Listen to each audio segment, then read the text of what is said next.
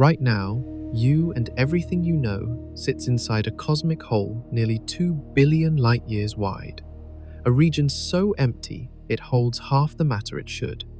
Scientists call it the KBC void. It is real.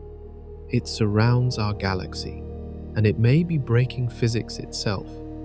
Over the next 2 hours, we travel from this hidden emptiness to the great attractor pulling us through space. If you enjoy this journey, subscribe. Now, let us begin. For centuries, we believed we occupied an average corner of the cosmos. Nothing special, nothing strange, just another spiral galaxy drifting through an ordinary stretch of space. That belief is now crumbling. The universe, we were told, looks roughly the same in every direction. Matter spreads evenly when you zoom out far enough. Galaxies cluster together in predictable patterns. Voids form between them in predictable sizes. This idea has a name. Scientists call it the cosmological principle. It forms the backbone of modern physics, and mounting evidence suggests it might be wrong. Here is what changed everything. When astronomers counted the galaxies surrounding us in every direction, the numbers came back lower than expected. Not slightly lower, dramatically lower. The region of space containing our galaxy appears to hold somewhere between 20 and 50% less matter than the cosmic average. That is a staggering difference. Imagine measuring rainfall across an entire continent and finding one region that receives half the water. You would want to know why. This is confirmed data. Multiple surveys using different telescopes and different methods have reached the same conclusion. The local universe is emptier than it should be. We are not talking about a small pocket of emptiness a few million light-years across. We are talking about a void spanning nearly 2 billion light-years in diameter. To put that in perspective, our entire galaxy stretches about 100,000 light-years from edge to edge. This void could contain billions of galaxies the size of ours, yet it holds far fewer. The implications are unsettling. If we live inside an unusually empty region of space, then every measurement we take of the universe might be skewed.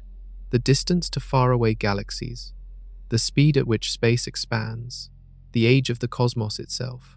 All of these calculations assume we observe the universe from a typical location. But what if our location is anything but typical? Scientists have debated this possibility for years. Some argued the apparent emptiness was a measurement error. Others suggested our telescopes were missing faint galaxies hidden in the cosmic background. But as technology improved and surveys grew more precise, the void refused to disappear. It only became more certain. Think of it like living in a valley surrounded by mountains. From inside the valley, you might assume the entire world sits at low elevation. You would never know about the peaks unless you climbed high enough to see them. In a similar way, our position inside this cosmic void may have distorted our view of everything beyond it. This matters because physics depends on accurate measurements. The equations that describe how gravity works, how light travels, how galaxies form, all require precise data. If our data comes from a biased vantage point, our equations might need correction. Some researchers believe this void could explain one of the biggest mysteries in modern cosmology, a puzzle so persistent that scientists now call it a crisis. But we are getting ahead of ourselves. Before we explore what this void means for physics, we need to understand how it was discovered. The story begins with 3 astronomers who noticed something peculiar in their galaxy counts. Their names would eventually be attached to this void, cementing their place in scientific history. The year was 2013. The method was simple.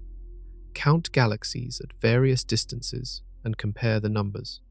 What they found defied expectations.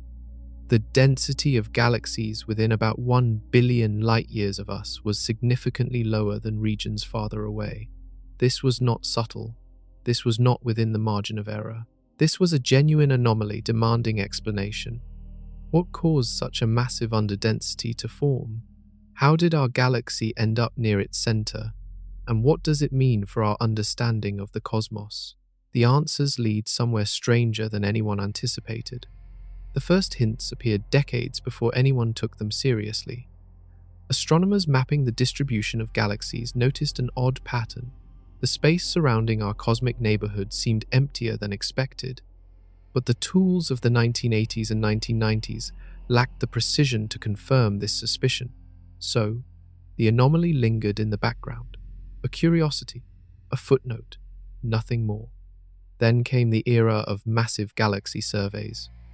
Telescopes grew larger, detectors grew more sensitive, computers grew powerful enough to process millions of observations. For the first time, scientists could create detailed, three-dimensional maps of the universe, stretching billions of light-years in every direction. These maps would reveal the architecture of the cosmos in unprecedented detail. They would also expose a problem hiding in plain sight. Ryan Keenan, Amy Barger, and Lennox Cowie were not looking for a void.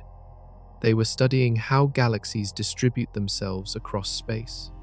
Their survey focused on infrared light, which penetrates dust and reveals galaxies that optical telescopes might miss. By counting sources at various distances, they could measure how density changes as you move outward from our location. The results were striking. Within a sphere roughly 1 billion light-years in radius, centered on our position, the density of galaxies dropped significantly below the cosmic average.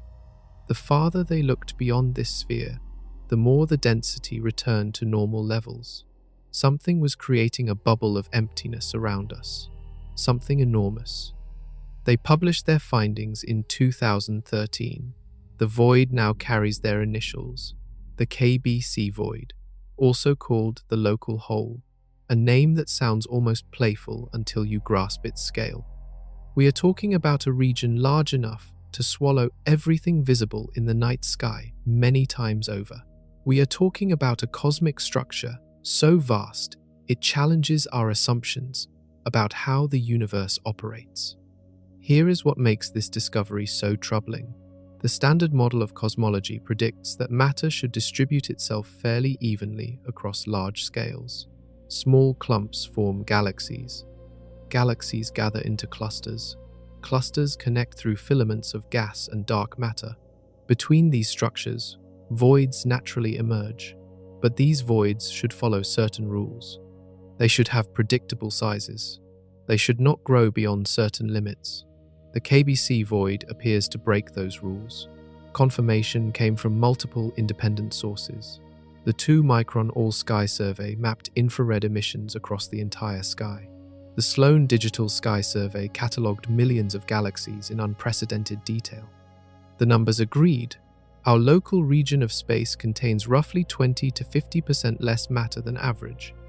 This is not a minor fluctuation. This is a fundamental departure from expectations. Some scientists pushed back. Perhaps the surveys missed faint galaxies. Perhaps dust obscured certain regions. Perhaps statistical flukes created the illusion of emptiness. Each objection was tested.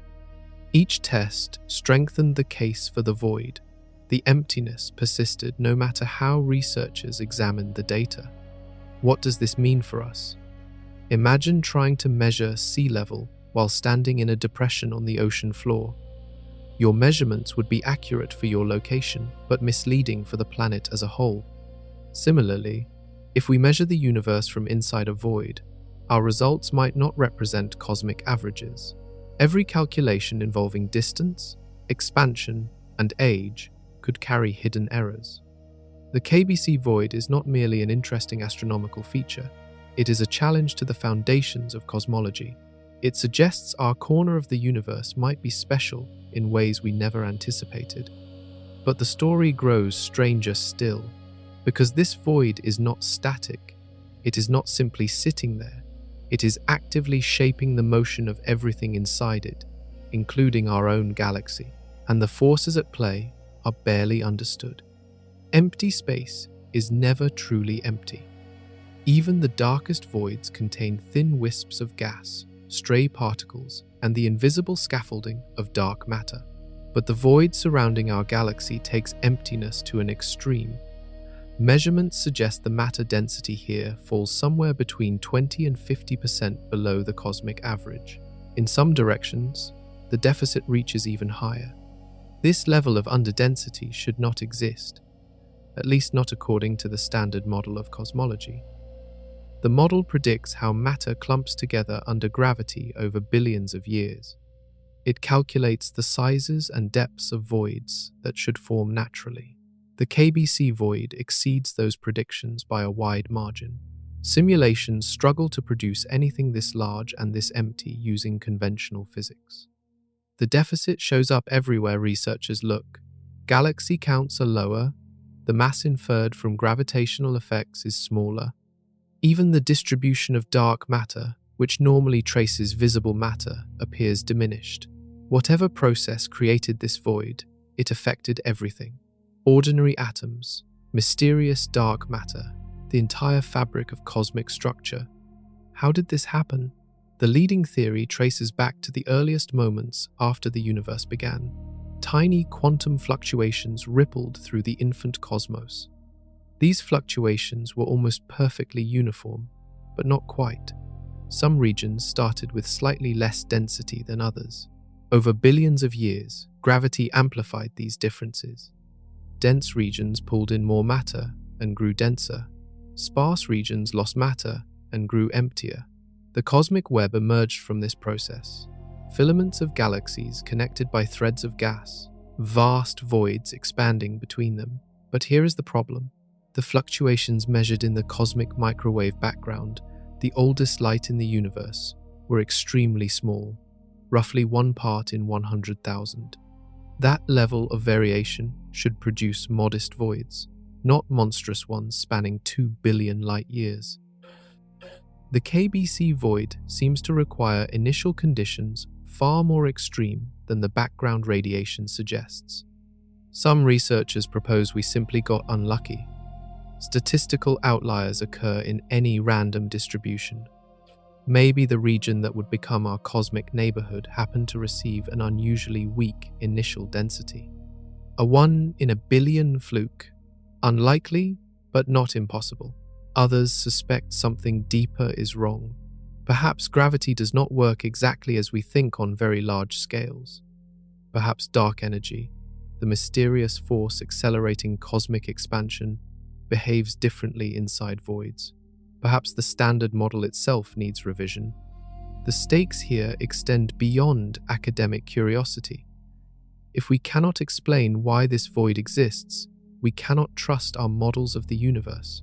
And those models underpin everything from the predicted fate of the cosmos to our estimates of its age. Consider what this void means in practical terms. You are surrounded by emptiness so profound that if you traveled in nearly any direction for hundreds of millions of light years, you would encounter fewer galaxies than expected. The light reaching your eyes from distant stars pass through a region with less intervening matter than it should. The gravitational forces shaping your galaxy's motion operate differently here than elsewhere. We have always assumed Earth occupies an unremarkable position in the cosmos. The Copernican principle states that we are not special. We orbit an ordinary star in an ordinary galaxy in an ordinary region of space. This humility served science well for centuries. But the KBC void raises an uncomfortable question. What if our location actually is unusual? What if the Copernican principle breaks down at the largest scales? That possibility carries profound implications, not just for physics, for philosophy, for how we understand our place in existence. The void keeps getting more troubling the closer we examine it, because its effects do not stop at galaxy counts. It may be warping the very measurements we use to understand cosmic expansion. The paper arrived with little fanfare. Published in the Astrophysical Journal, authors Ryan Keenan, Amy Barger, and Lennox Cowie, title referencing luminosity functions and local galaxy density. Nothing about the wording suggested a discovery that might upend cosmology, but buried in their data was a bombshell. The local universe, out to distances approaching 1 billion light-years, contained dramatically fewer galaxies than regions beyond. This was not a subtle trend. The underdensity reached levels that made statistical fluctuation an unlikely explanation. Something real existed out there, something vast and empty, and we were sitting inside it. Their methodology was straightforward in principle, but demanding in execution. They used infrared observations to count galaxies at various distances. Infrared light penetrates cosmic dust better than visible light, revealing objects that might otherwise hide from our telescopes. By comparing how many galaxies appeared at different distance intervals, they could map how density changed with distance from our location. The pattern was unmistakable. Close to home, galaxy counts fell below predictions. Farther out, counts rose toward normal levels. The transition occurred around 600 to 800 megaparsecs from us. Beyond that boundary, the universe looked like textbooks said it should. Inside the boundary, something had created a deficit. Previous hints of local underdensity had surfaced over the years. Studies in the 1990s noticed the region seemed sparse, but those surveys covered smaller volumes with less precision. Skeptics could attribute the findings to incomplete data or observational biases. The Keenan, Barger, and Cowie survey changed that. Its scope and methodology made the void impossible to dismiss. What followed was a slow recognition within the scientific community. This void, eventually named after its discoverers, represented one of the largest coherent structures ever documented. Not a wall of galaxies stretching across space, not a filament connecting clusters, an absence, a hole in the cosmic fabric nearly 2 billion light-years across. Confirmation arrived from independent teams using different techniques. Some counted galaxies in visible light. Others mapped the distribution of infrared sources. Still others analyzed the motions of galaxy clusters to infer how mass distributed itself. The conclusions aligned. The KBC void was real. But discovery is only the beginning of understanding. Knowing the void exists raises more questions than it answers. Why did it form here? Why did our galaxy end up inside it rather than in a denser region? And crucially, does our position inside this void affect our observations of the cosmos? That last question would ignite years of debate, because around the same time the void was confirmed, another mystery was deepening. Measurements of how fast the universe expands were yielding contradictory results. Two different methods, both considered reliable, produced answers that refused to agree. The discrepancy was small in absolute terms, but enormous in implications. Something fundamental was wrong, either with our measurements or with our understanding of physics. Some researchers began to wonder if the two mysteries connected. Could living inside an enormous void distort our measurements of cosmic expansion? Could the KBC void explain why our numbers do not add up? The possibility seemed almost too convenient, a single explanation for multiple problems. But as scientists examined the idea more closely, it refused to go away. The void discovered in 2013 was about to become central to one of the biggest crises in modern physics. And the crisis is still unfolding today. Numbers lose meaning at cosmic scales. Millions become billions. Billions become trillions. The human mind struggles to grasp distances that dwarf everything in our experience. So when scientists say the KBC void stretches nearly 2 billion light-years across, the figure slides past without impact. It sounds large, but how large? Let us try to make it real. Light travels at roughly 186,000 miles per second. Nothing in the universe moves faster. A beam of light leaving your eyes right now would reach the moon in about 1.25 seconds. It would reach Mars in a few minutes under ideal conditions. It would exit our solar system in a matter of hours. To cross our entire galaxy from edge to edge, that same beam would need 100,000 years. The KBC void spans nearly 2 billion light-years. That means light leaving one side of this void right now would not reach the other side for almost 2 billion years. Generations of stars would be born and die before the journey completed. entire galaxies would evolve, collide, and merge. The universe itself would age noticeably, and still the light would be traveling. Try another comparison. The observable universe, everything we can possibly see, extends about 93 billion light-years across. The KBC void occupies roughly 2% of that diameter. That might sound small until you realize we are talking about a single structure, one void, one empty region, accounting for 2% of the visible cosmos. Most voids are far smaller. Typical examples range from 30 to 300 million light-years across. They form naturally as matter clumps together into galaxies and galaxy clusters, leaving emptier regions between. These voids follow predictable patterns. They appear in computer simulations that model cosmic evolution. They fit within the framework of standard physics. The KBC void does not fit. Its size pushes against the upper limits of what standard models allow. Some calculations suggest a void this large should occur less than once in every billion randomly selected regions of space. We either won the cosmic lottery or something unusual happened during the formation of our local universe. Here is a way to visualize the scale. Imagine our galaxy as a single grain of sand. The KBC void would be a sphere roughly 100 feet across. You could fit billions of sand grains inside that sphere, yet it would contain far fewer than expected. The emptiness would be obvious, even at a glance. Now consider what this emptiness means. Less matter equals weaker gravity. Weaker gravity means objects inside the void experience different forces than objects outside. Galaxies drift differently. Light bends differently. The expansion of space itself may behave differently within this underdense region. Scientists call such effects local. They happen in our cosmic neighborhood, but not everywhere. If local conditions differ significantly from cosmic averages, our measurements of the universe could be systematically biased. We might think we are measuring universal properties when we are actually measuring local quirks. This possibility haunts modern cosmology, because the numbers we rely on to understand the universe, its age, its expansion rate, its ultimate fate, all depend on measurements made from inside this void. If the void distorts those measurements, our picture of reality might need redrawing. 2 billion light-years of mostly nothing, a hole so large it challenges our models, and we sit near its center, looking out through walls of relative emptiness. What we see from here may not be what the universe truly looks like. Position matters.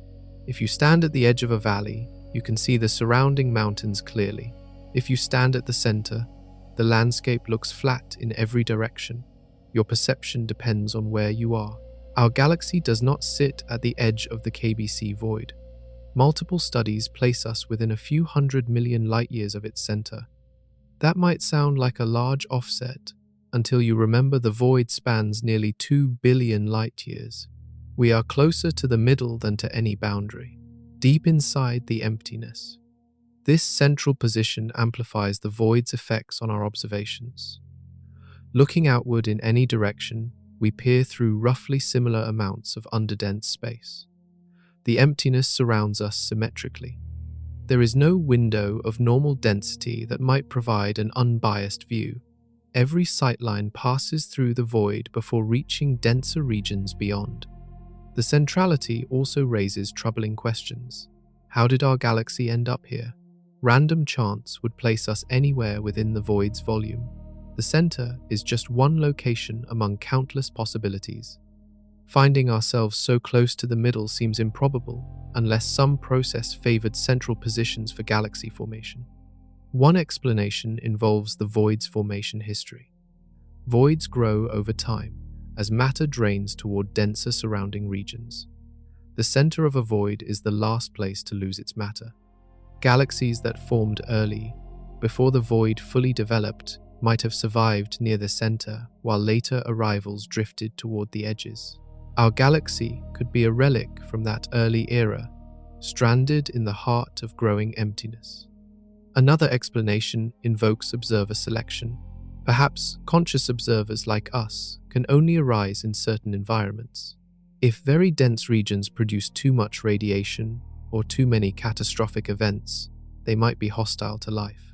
If very empty regions lack the materials for planet formation, they might also be unsuitable. A moderately underdense void, like the KBC void, might offer conditions favorable for the emergence of observers. We find ourselves here because here is where we could exist. This reasoning is controversial. It sounds like special pleading. It seems to abandon the Copernican principle that says we occupy no special place. But observer selection has proven useful in other contexts. The fact that we exist constrains the universe we can observe. We cannot find ourselves in a cosmos incompatible with our existence. Regardless of why we are here, the consequences of our central position are real. Every measurement of distant objects involves looking through the void. The light from faraway galaxies reaches us after traversing underdense space. Any effects the void has on that light accumulate across hundreds of millions of light years. Consider gravitational lensing. Mass bends the path of light. More mass means more bending. Inside a void with less mass, light bends less than expected. Our maps of distant objects could contain subtle distortions we have not fully accounted for. Consider cosmic expansion. Space expands everywhere, but the rate can vary locally. Inside a void, the reduced gravitational pull might allow space to expand slightly faster. Our measurements of expansion, taken from inside the void, might register this local acceleration as a universal feature. We trusted our position was typical. We built our models assuming we observed the universe from an average location. The KBC void challenges that assumption at the most fundamental level. From the center of this cosmic whole, our view of everything might be compromised, and the implications are about to become impossible to ignore. The universe is expanding. This fact was established nearly a century ago when Edwin Hubble observed that distant galaxies move away from us. The farther away a galaxy, the faster it recedes. This relationship became known as Hubble's law. The constant that describes this relationship, the Hubble constant, tells us how fast the universe grows. Measuring the Hubble constant should be straightforward. Observe how fast galaxies recede. Measure how far away they are. Divide speed by distance. The result gives you the expansion rate. Simple in principle, devastatingly complicated in practice. The problem is that different methods produce different answers, and those answers refuse to converge no matter how precise the measurements become. This disagreement has a name. Scientists call it the Hubble tension. Some now call it a crisis. One method looks at the early universe. Shortly after the beginning, the cosmos was a hot, dense plasma. Light could not travel freely. Then, about 380,000 years after the initial expansion began, the plasma cooled enough for atoms to form. Light suddenly could move unimpeded. That ancient light still fills the universe today as the cosmic microwave background. Its patterns contain information about early conditions.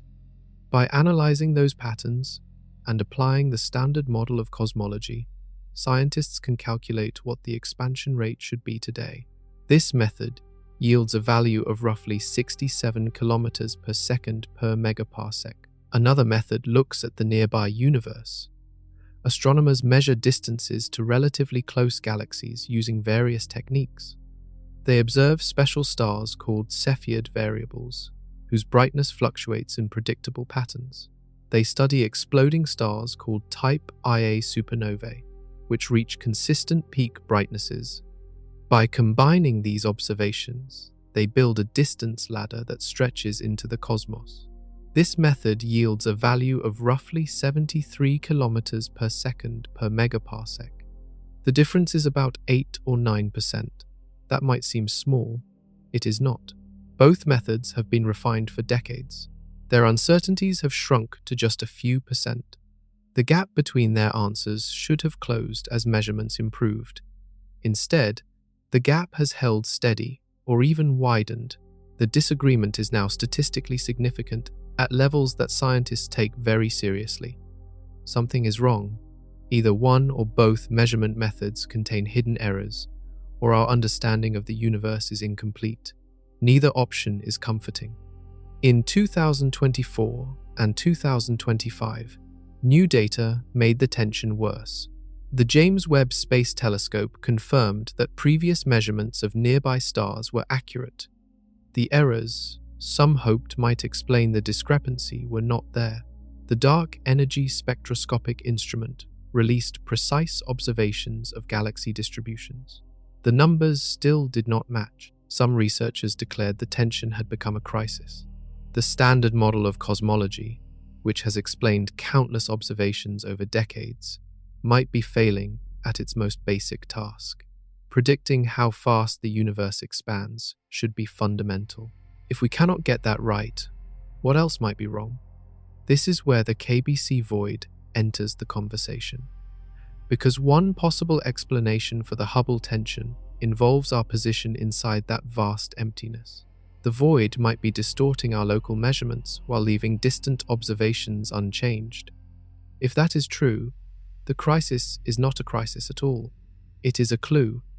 The cosmic microwave background method and the distance ladder method should agree. They measure the same quantity. The expansion rate of the universe is a single number. There cannot be two correct values. Yet for years, the methods have stubbornly disagreed. Let us examine each approach more closely. Understanding why they differ requires understanding how they work. The cosmic microwave background approach starts with the oldest light in existence. This radiation was released when the universe was only about 380,000 years old. It has traveled for over 13 billion years to reach our telescopes. During that time, the universe expanded enormously. The light stretched along with it, shifting from visible wavelengths to microwaves. Today, this radiation fills the sky at a temperature of about 2.7 degrees above absolute zero. The background is not perfectly uniform. Tiny fluctuations in temperature correspond to tiny fluctuations in density in the early universe.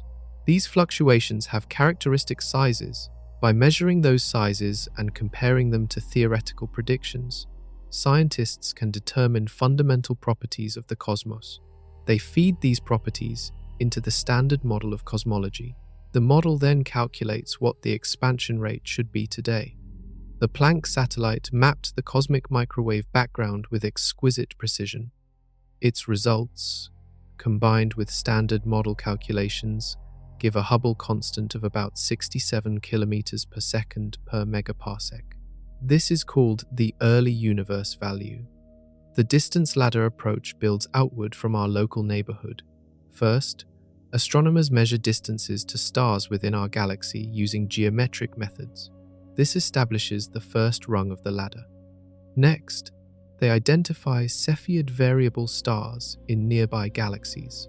Cepheids pulsate at rates related to their intrinsic brightness. By comparing intrinsic brightness to observed brightness, astronomers calculate distance. This is the second rung. Beyond the range of Cepheids, astronomers use Type Ia supernovae. These stellar explosions reach predictable peak brightness. When a supernova appears in a galaxy whose distance is already known from Cepheids, astronomers calibrate the supernova brightness scale. They then apply that calibration to supernovae in more distant galaxies. Each step extends the ladder farther into the cosmos. The distance ladder gives a Hubble constant of about 73 kilometers per second per megaparsec. This is called the local value, 8 or 9% higher than the early universe value. Both measurements claim uncertainties of only a few percent. The gap exceeds the combined uncertainties. This means the disagreement is not due to random measurement errors. Something systematic separates the methods. For years, researchers searched for hidden biases. Maybe dust obscured Cepheid stars differently than expected.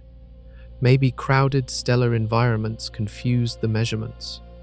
The James Webb Space Telescope tested these possibilities with its superior resolution. The results vindicated the distance ladder. The local measurements appeared correct. So why do the methods disagree? Logically, either the early universe calculation is wrong, the local measurement is biased by something unexpected, or the standard model of cosmology fails to correctly connect early conditions to present observations. That third option is most troubling. The standard model has passed countless tests. Abandoning it requires finding something better. So far, nothing convincingly replaces it, unless the bias is not in our methods but in our position. If we observe the universe from inside an enormous void, our local measurements might register a higher expansion rate than the cosmic average. We would not be measuring the universe. We would be measuring our unusual neighborhood. Here is the idea. Inside a void, matter density is lower than average. Lower density means weaker gravitational attraction. Weaker gravity means less resistance to expansion. Space inside a void might expand faster than space in denser regions. If we measure expansion from inside the KBC void, our local value would be elevated. We would observe galaxies receding faster than expected because our particular region allows faster recession. The early universe method would not be affected because it calculates a global average, not a local measurement. The methods would disagree, not because either is wrong, but because they measure different things. This explanation has a name. Some researchers call it the Hubble bubble hypothesis. The idea is that we sit inside a bubble of faster expansion, unaware that the broader universe expands at a different rate. The physics makes sense in principle. General relativity, the theory describing gravity and space-time, allows for local variations in expansion rate. Mass concentrations, slow expansion. Mass deficits allow faster expansion. A void like the KBC void creates exactly the conditions where local expansion could exceed the cosmic mean. Calculations suggest the effect could be significant. Astrophysicist Indranil Banik and colleagues estimated that the KBC void might increase the locally measured Hubble constant by about 11% compared to the global value. That is remarkably close to the observed discrepancy. The numbers align almost perfectly. But not everyone is convinced. Critics point out that standard cosmology predicts very small local variations in expansion rate. The cosmic variance expected from typical voids is nowhere near large enough to explain the Hubble tension. For the KBC void to account for the discrepancy, it would need to be deeper or more extensive than standard physics allows. Here is where the story twists. Some researchers argue the KBC void actually is deeper and more extensive than standard physics allows. Its existence itself poses a challenge to the standard model. If the void violates expectations, why should its effects on expansion respect those same expectations? The debate hinges on what you consider more likely. Is it more plausible that two highly refined measurement methods both contain hidden errors? Or that we happen to live in an unusual region of space that biases our observations? Recent observations have provided some support for the void explanation. Galaxy surveys reveal bulk flows, the collective motion of galaxies across large regions that exceed standard model predictions. These flows behave as if something is pulling or pushing them more strongly than expected. A massive void would create exactly such effects. Matter inside the void would flow toward denser regions outside, producing detectable motion patterns. The Cosmic Flows Project has mapped these motions across hundreds of millions of light-years. The observed flows are larger and faster than simulations predict. The tension between observation and prediction mirrors the Hubble tension. Both anomalies might share a common cause. If the KBC void truly explains the Hubble tension, the implications are profound. We would need to revise our understanding of cosmic expansion. We would need to acknowledge our position in the universe is not typical. We would need to reconsider every measurement made from our unusual vantage point.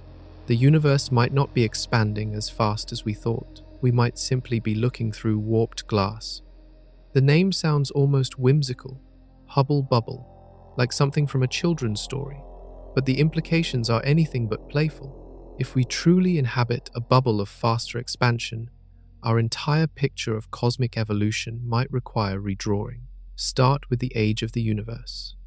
The faster space expands, the less time it takes to reach current sizes.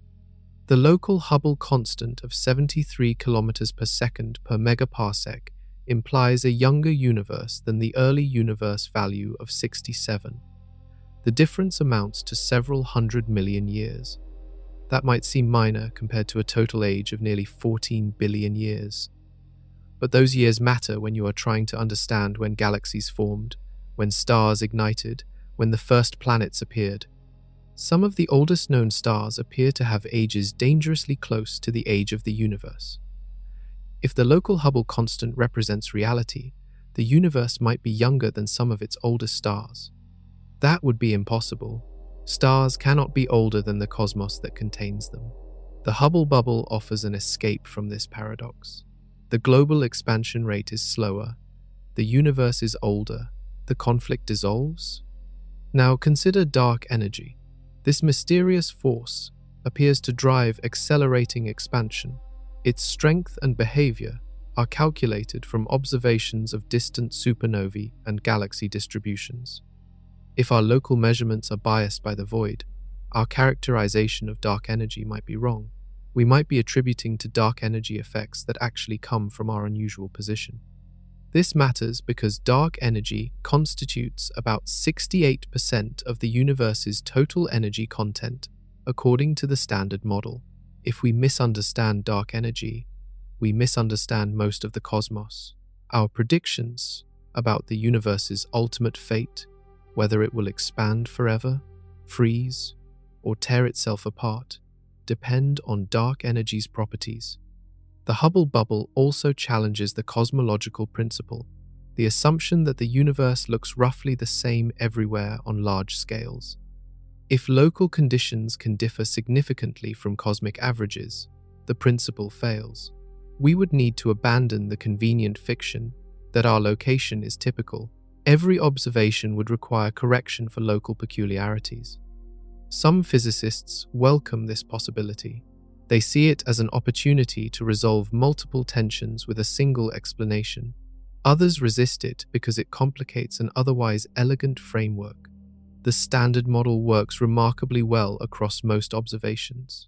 Introducing local corrections adds messiness that theorists prefer to avoid. But nature does not care about theoretical elegance. If the universe is messy, physics must accommodate the mess.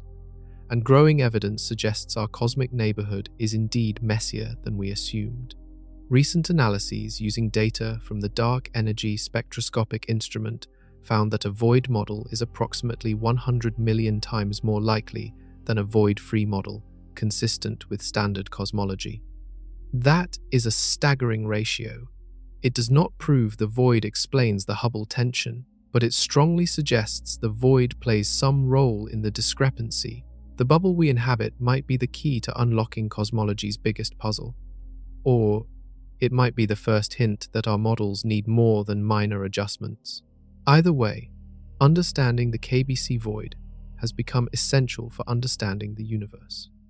Zoom out far enough, and the universe reveals its hidden architecture. Galaxies do not scatter randomly through space.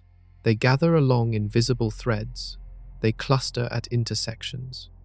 They avoid certain regions almost entirely. The pattern resembles a three-dimensional web, intricate and vast beyond imagination. Scientists call this structure the cosmic web. It represents the largest organized pattern in existence.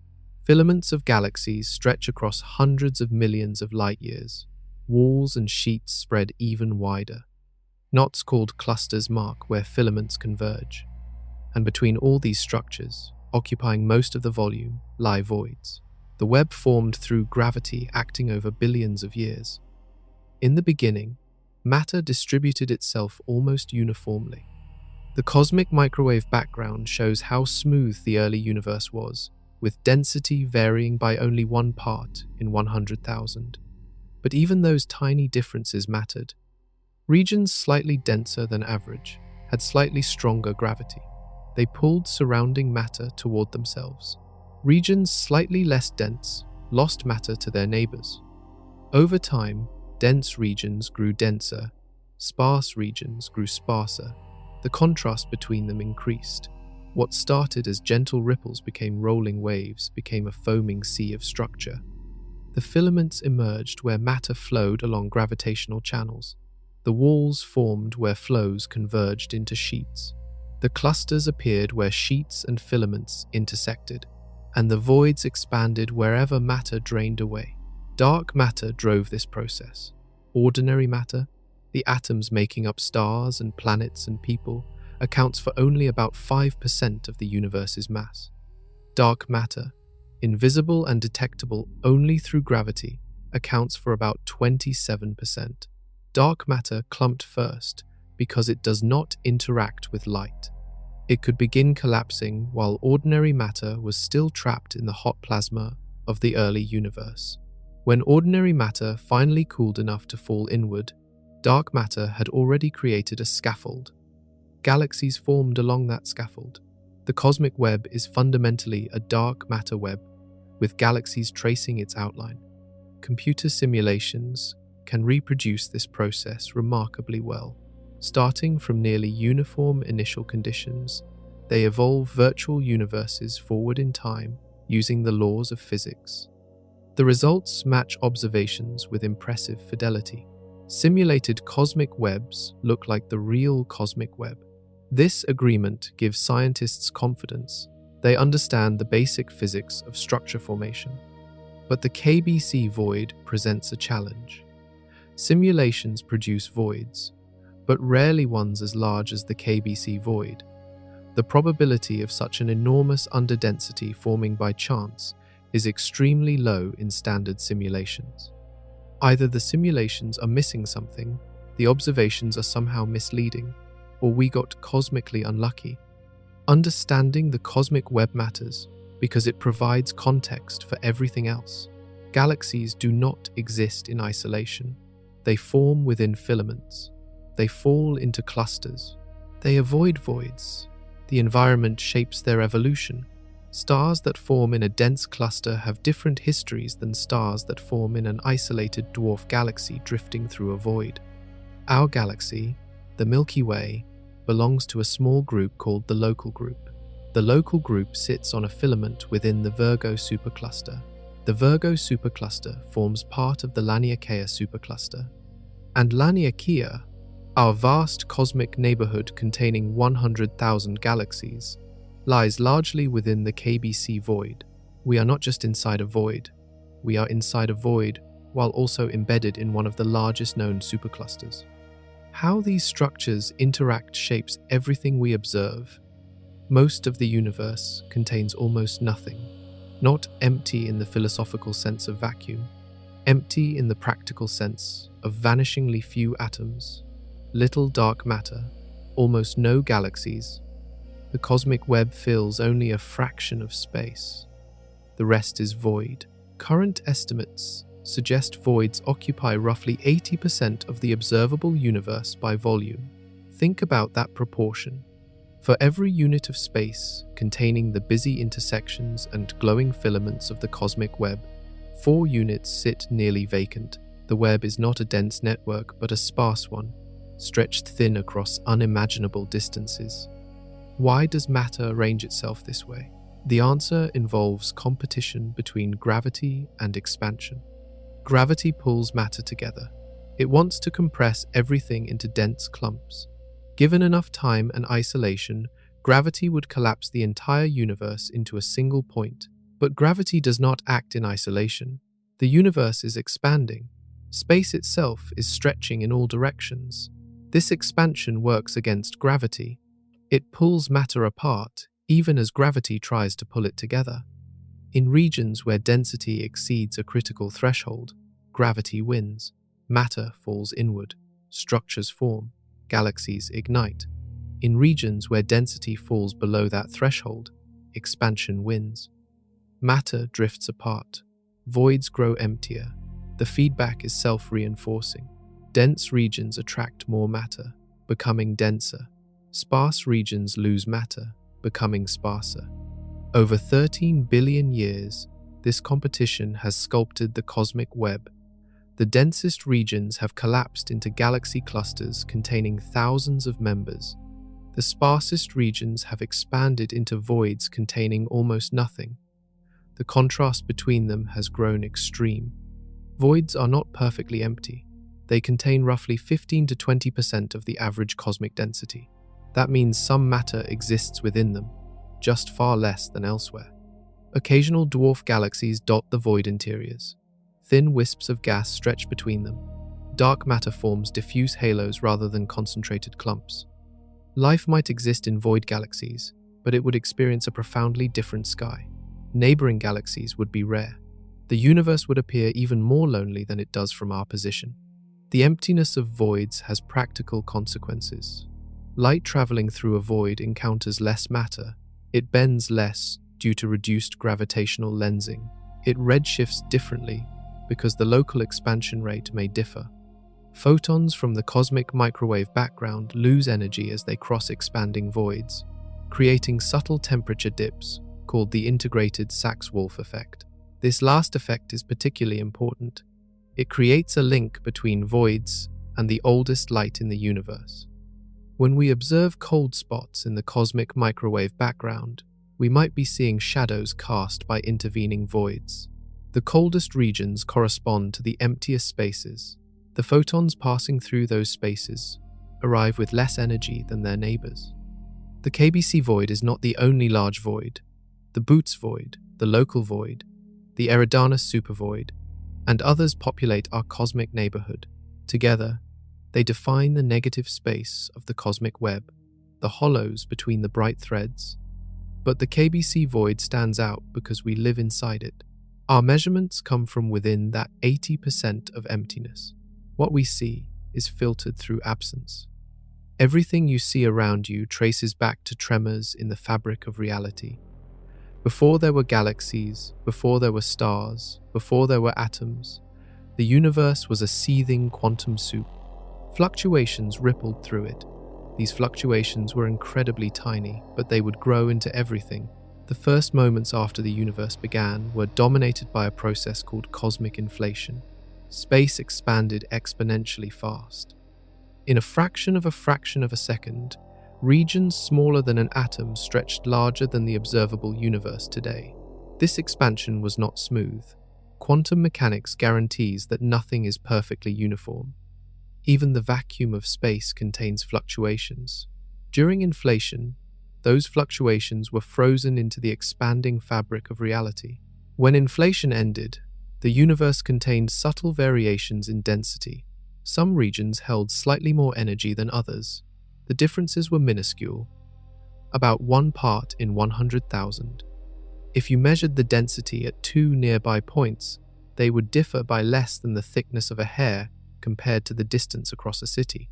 But the universe had time, billions of years of time. Gravity amplified those differences.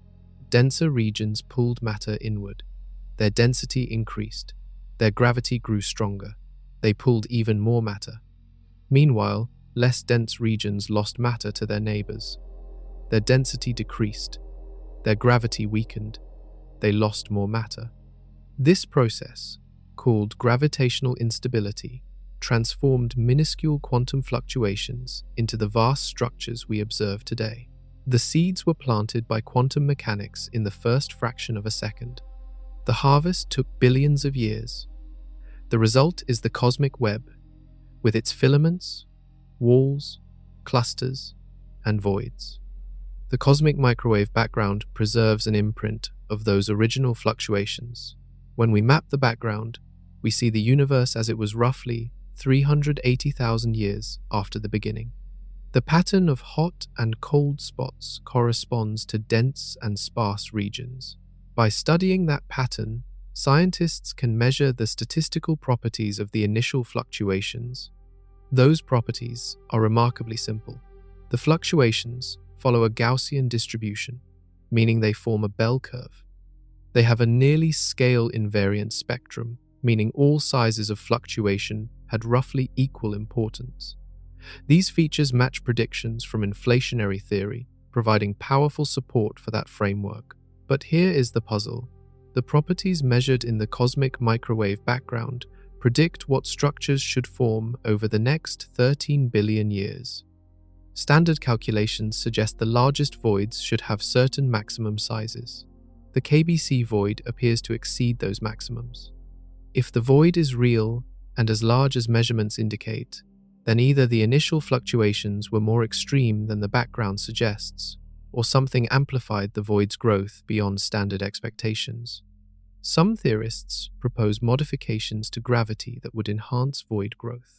Others suggest properties of dark energy that would expand voids faster.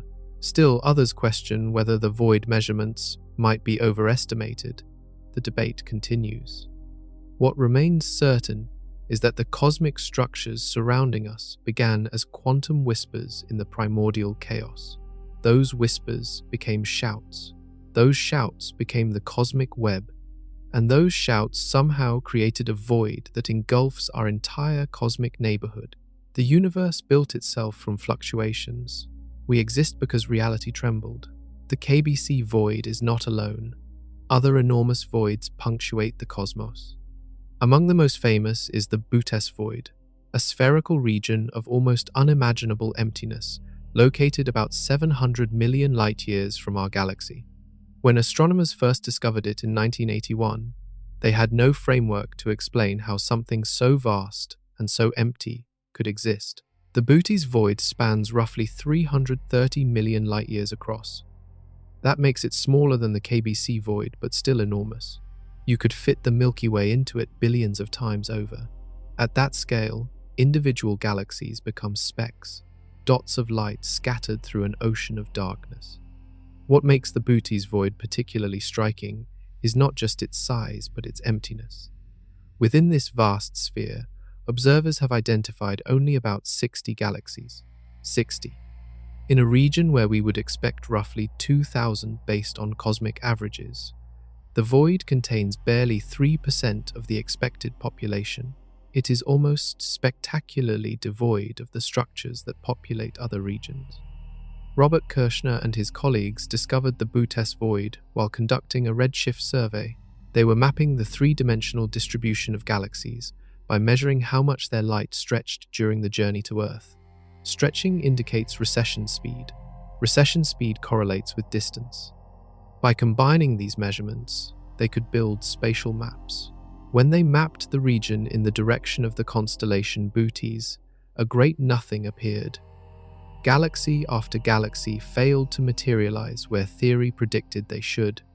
The emptiness was so profound that Kirshner initially doubted the data. Perhaps dust was blocking their view. Perhaps their instruments malfunctioned. But further observations confirmed the void's reality. The few galaxies that do exist within the Bootes void cluster together in a tube-like structure running through its center. This pattern suggests the void formed from the merger of smaller voids. As individual voids grew and expanded, their boundaries touched and merged. The galaxies that existed between them were squeezed into the remnant structure like air pockets trapped in rising bread dough. Astronomer Greg Aldring once made a striking observation about the Bootes void. If our galaxy sat at its center, humanity would not have known other galaxies existed until the 1960s. The nearest neighbors would have been so distant and faint that even large telescopes from the early 20th century would have missed them. The night sky would have appeared profoundly lonely, our galaxy an island in an endless dark sea. This thought experiment reveals something important. Our understanding of the universe depends on our position within it. We see galaxies everywhere because we live in a region that contains them. An observer inside the Bootes void would have developed very different cosmology. They might have concluded the universe contained only their galaxy, a single oasis in infinite emptiness. The Bootes void challenges our models, just as the KBC void does. Simulations produce voids, but producing one this empty at this size requires special circumstances. The void's existence constrains theories of structure formation. It forces scientists to consider processes beyond simple gravitational collapse. If one enormous void seems unlikely, multiple enormous voids seem more unlikely still. Yet here they are. Stand outside on a clear night, far from city lights. The sky fills with stars, thousands visible to the naked eye.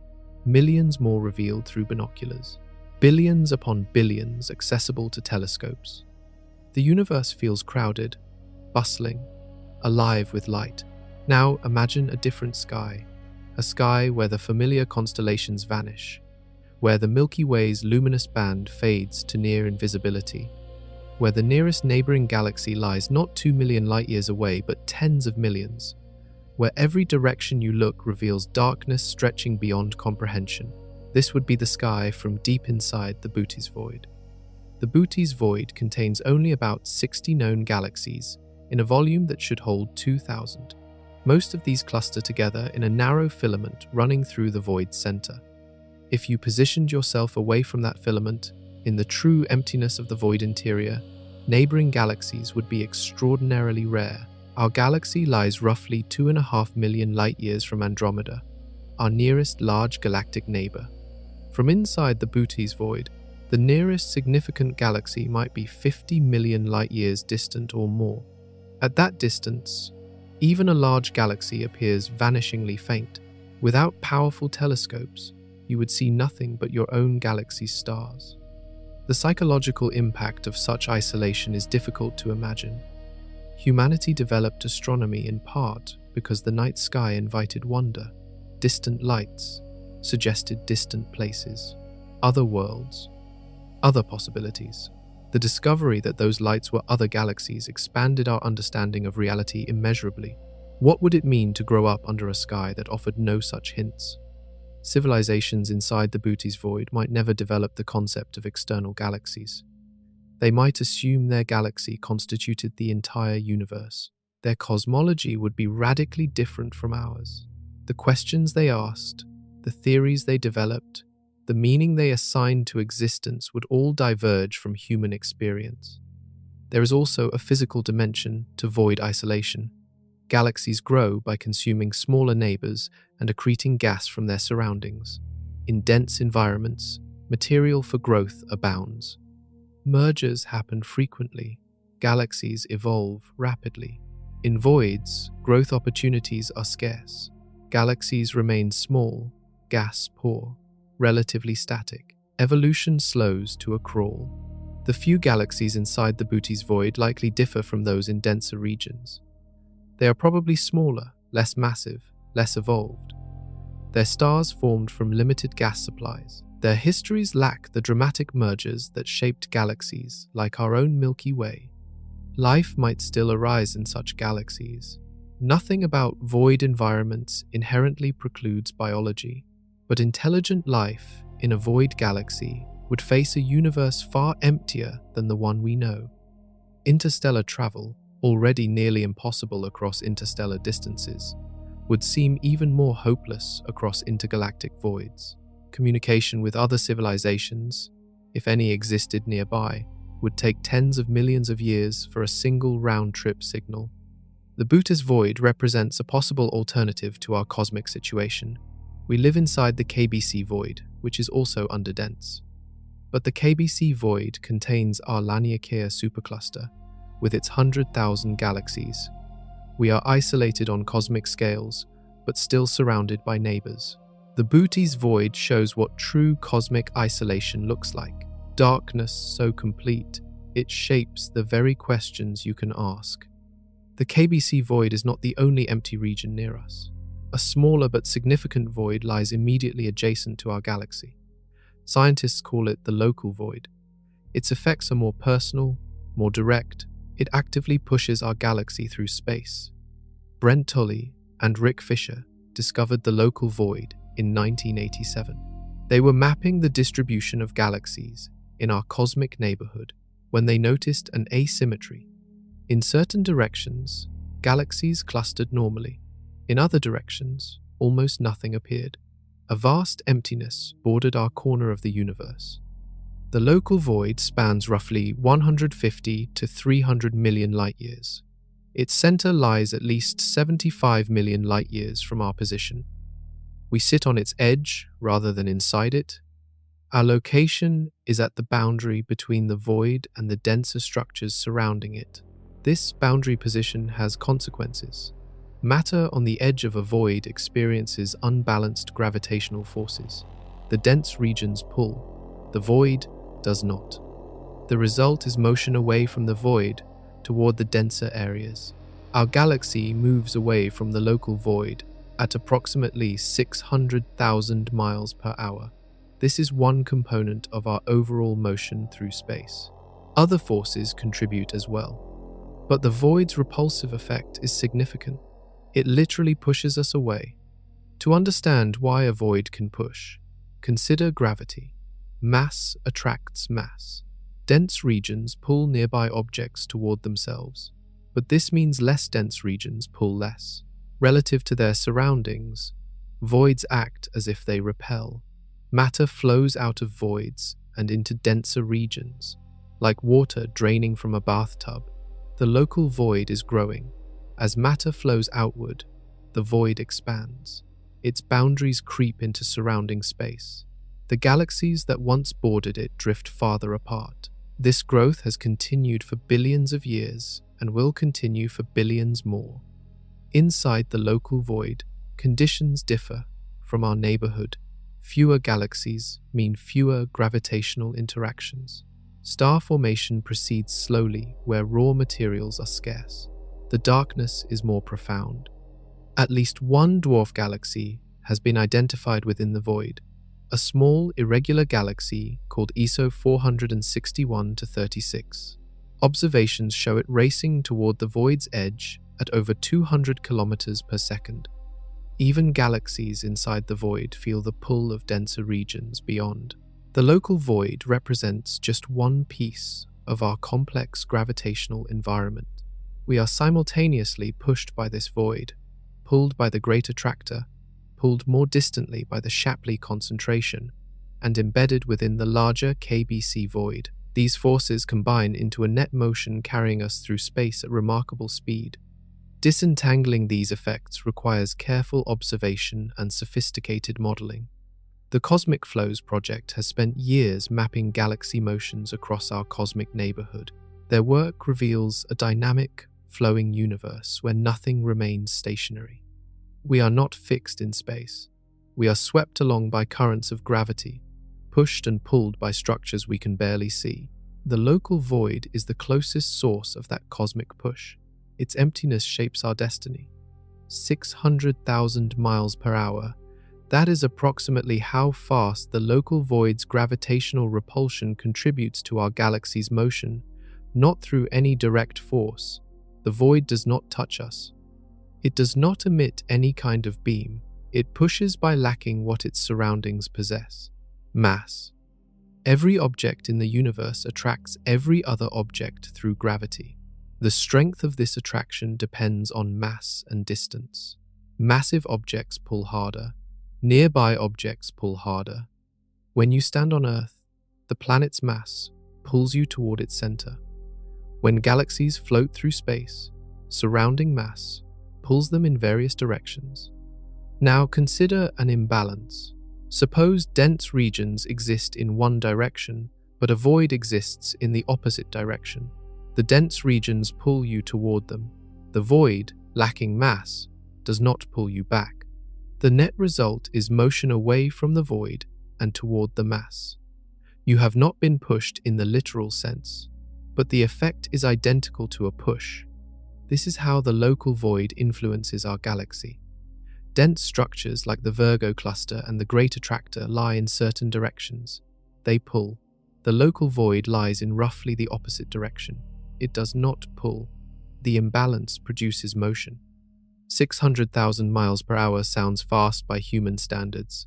Light travels faster, but nothing else we encounter in daily life moves anywhere close. Yet, at cosmic scales, this speed is almost gentle. Galaxies routinely move at hundreds of thousands of miles per hour relative to each other. The expansion of the universe carries distant galaxies away at speeds approaching significant fractions of light speed. Our motion relative to the local void forms just one component of our total velocity through space. The Great Attractor pulls us at another several 100,000 miles per hour. The Shapley concentration, lying even farther away, adds its contribution. The overall motion of our local group of galaxies results from combining all these influences. Scientists measure these motions by studying the cosmic microwave background. This ancient radiation fills the universe uniformly, but our motion through it creates a subtle pattern. In the direction we travel, the radiation appears slightly blue-shifted, warmer. In the opposite direction, it appears slightly red-shifted, cooler. By measuring this dipole pattern, researchers can determine our velocity relative to the background. The results show our local group moves at approximately 1.4 million miles per hour relative to the cosmic microwave background. This total velocity combines contributions from multiple sources. Separating the components requires mapping the distribution of mass around us and calculating each gravitational influence. Brent Tully and colleagues have dedicated decades to this work. Their maps reveal the flows of galaxies across hundreds of millions of light years. They trace the streams of motion as galaxies fall toward attractors and away from voids. The picture that emerges is one of cosmic rivers, carrying matter toward gravitational basins. The local void is one of the springs feeding those rivers. Its emptiness creates a pressure that drives surrounding matter outward. We ride that pressure, carried along by forces we cannot see or feel. You are moving right now, through space, at speeds that would vaporize any spacecraft humanity could build. The void next door ensures it, and this is only one piece of the cosmic forces shaping our journey. Far larger structures await.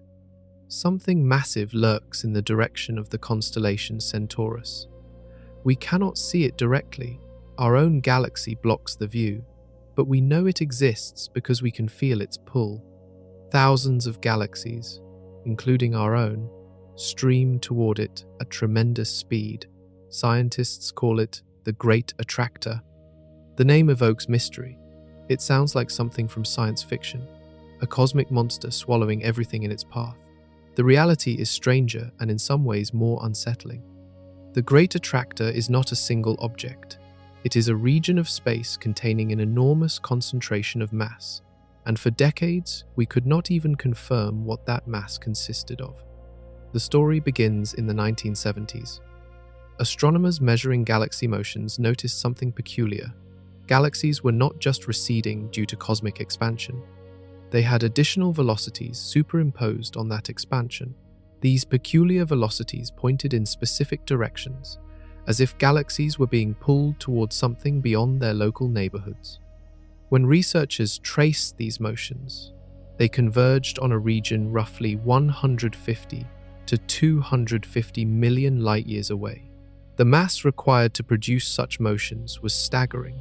Calculations suggested something equivalent to tens of thousands of galaxies concentrated in that direction. Yet when astronomers looked toward that region, they saw relatively little. The problem was our location. The Great Attractor lies behind the plane of the Milky Way. Our galaxy is a flat disk filled with stars, gas, and dust. Looking through that disk is like trying to see through a dense fog. The dust absorbs and scatters light. Stars crowd together, making it nearly impossible to identify distant objects. This obscured band of sky has a name: the zone of avoidance. For years, the Great Attractor remained hidden behind this cosmic curtain. Astronomers knew something massive existed there. They could measure its gravitational influence, but they could not see what was causing it. The mystery deepened. Then came new observational techniques. X-ray telescopes could detect hot gas in galaxy clusters, even through the Milky Way's dust. Infrared surveys could peer through the obscuration better than visible light. Radio telescopes could map structures invisible to optical instruments. Gradually, the curtain began to lift. What emerged was not a single massive object, but a collection of galaxy clusters and superclusters. The Norma cluster sits near the heart of the Great Attractor region. Several other rich clusters surround it.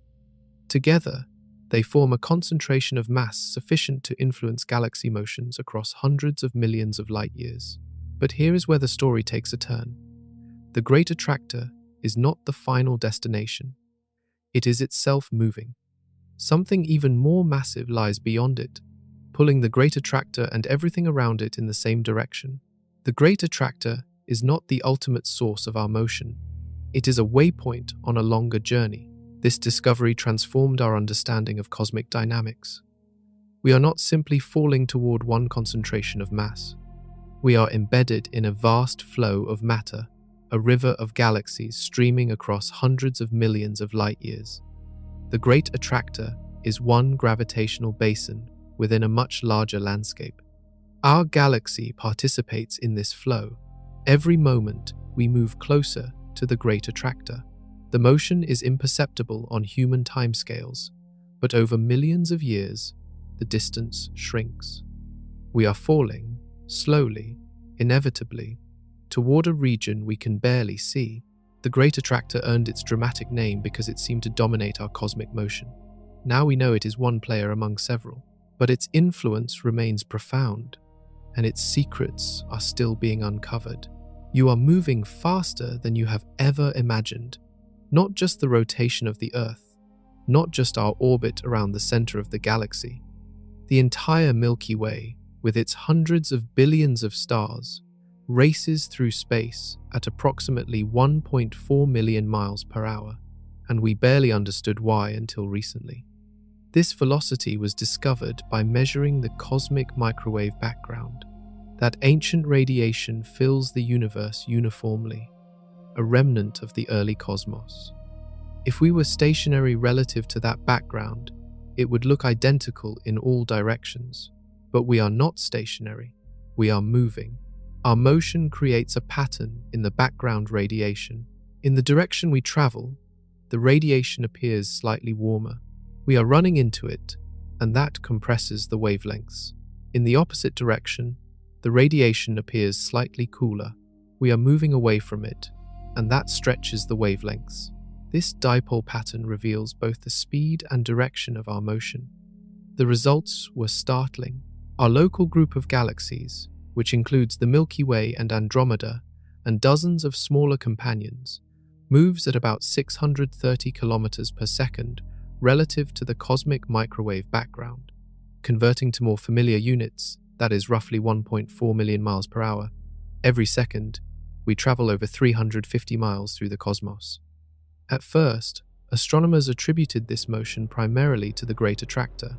That massive concentration of galaxies seemed to explain why we were moving in its direction, but careful calculations revealed a problem. The Great Attractor was not massive enough to account for our full velocity. Something else had to be contributing. The search for additional influences led astronomers to the Shapley concentration, an even larger structure lying beyond the Great Attractor. This supercluster contains dozens of rich galaxy clusters and represents one of the most massive concentrations of matter in the observable universe. Its gravitational pull adds to that of the Great Attractor, explaining part of the remaining velocity. But even the Shapley concentration did not fully account for our motion. The direction of our travel did not point exactly toward these attractors. Some additional force seemed to be involved. This puzzle persisted for years until researchers considered a different kind of influence. Not a pull from mass ahead of us, a push from emptiness behind us. The discovery of the dipole repeller in 2017 provided the missing piece. A vast void lying in roughly the opposite direction from our motion creates an effective repulsion. We are not just being pulled, we are being pushed.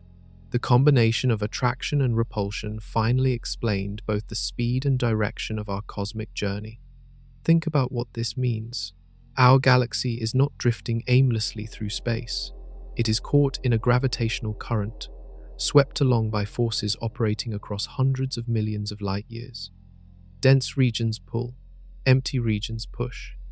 The net result is directed motion at speeds that dwarf anything in human experience. We will never feel this motion. It affects everything around us equally. There is no wind, no resistance, no sensation of speed, but the journey is real. Every moment carries us closer to the Great Attractor, closer to the Shapley concentration, farther from the void behind us. 1.4 million miles per hour, towards something we cannot directly see. The universe is not static, it flows. and we flow with it. A dark band stretches across the night sky. If you trace the Milky Way's glowing arc, you are looking through the dense plane of our galaxy. Stars crowd together. Dust clouds block distant light. This region has frustrated astronomers for over a century. They call it the zone of avoidance. The name captures the practical problem. When mapping the distribution of external galaxies, astronomers historically avoided this zone. The contamination from foreground stars made accurate observations nearly impossible. Dust absorbed and reddened light from anything beyond. Surveys simply left blank spaces where the Milky Way's plane crossed the sky. This creates a significant blind spot. The zone of avoidance covers roughly 20% of the sky. 1/5 of the universe's directions remain poorly mapped. And by cruel coincidence, some of the most important structures for understanding our cosmic motion lie hidden within this zone. The Great Attractor sits almost exactly behind the galactic plane. The Norma cluster, one of its major components, is heavily obscured. Other rich clusters in that region were only discovered in recent decades using technologies that could penetrate the dust. For much of the 20th century, astronomers knew something massive existed in that direction, but could not see what it was. Imagine trying to understand your neighborhood while blindfolded in one direction. You could map streets and buildings everywhere else, but one entire sector would remain mysterious. You might hear sounds from that direction. You might feel vibrations suggesting large traffic, but you could not see the source. This was the situation astronomers faced with the Great Attractor. Different wavelengths of light interact differently with dust. Visible light gets absorbed and scattered easily. Infrared light passes through more freely. Radio waves ignore dust almost entirely. By observing at these alternative wavelengths, astronomers gradually penetrated the zone of avoidance. The 2-micron all-sky survey mapped infrared sources across the entire sky, including regions previously inaccessible. It revealed galaxies and clusters hiding behind the Milky Way's veil. The Parkes radio telescope surveyed neutral hydrogen emissions, detecting gas in galaxies that optical telescopes could not see. X-ray satellites identified hot gas in clusters, providing independent confirmation of massive structures. These efforts have dramatically improved our understanding of what lies within the zone of avoidance. We now know the Norma Wall, a massive filament of galaxy clusters, stretches across the obscured region. The Great Attractor sits at a convergence of several major structures. The picture is becoming clearer, but challenges remain. Even with modern technology, the zone of avoidance is harder to survey than other parts of the sky. Our maps of that region contain more uncertainty. Distances are less precise. Galaxy counts are less complete. The blind spot has shrunk, but it has not disappeared. This matters because the obscured region contains crucial information about our cosmic environment. The forces that pull and push our galaxy originate partly from structures we still cannot see well. Our models of cosmic flow depend on mass distributions that remain partly hidden.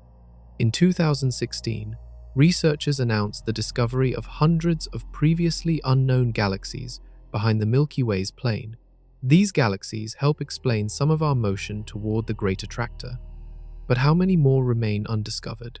What additional structures might be hiding in the cosmic fog?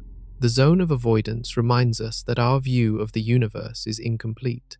Some answers remain hidden behind our own galaxy.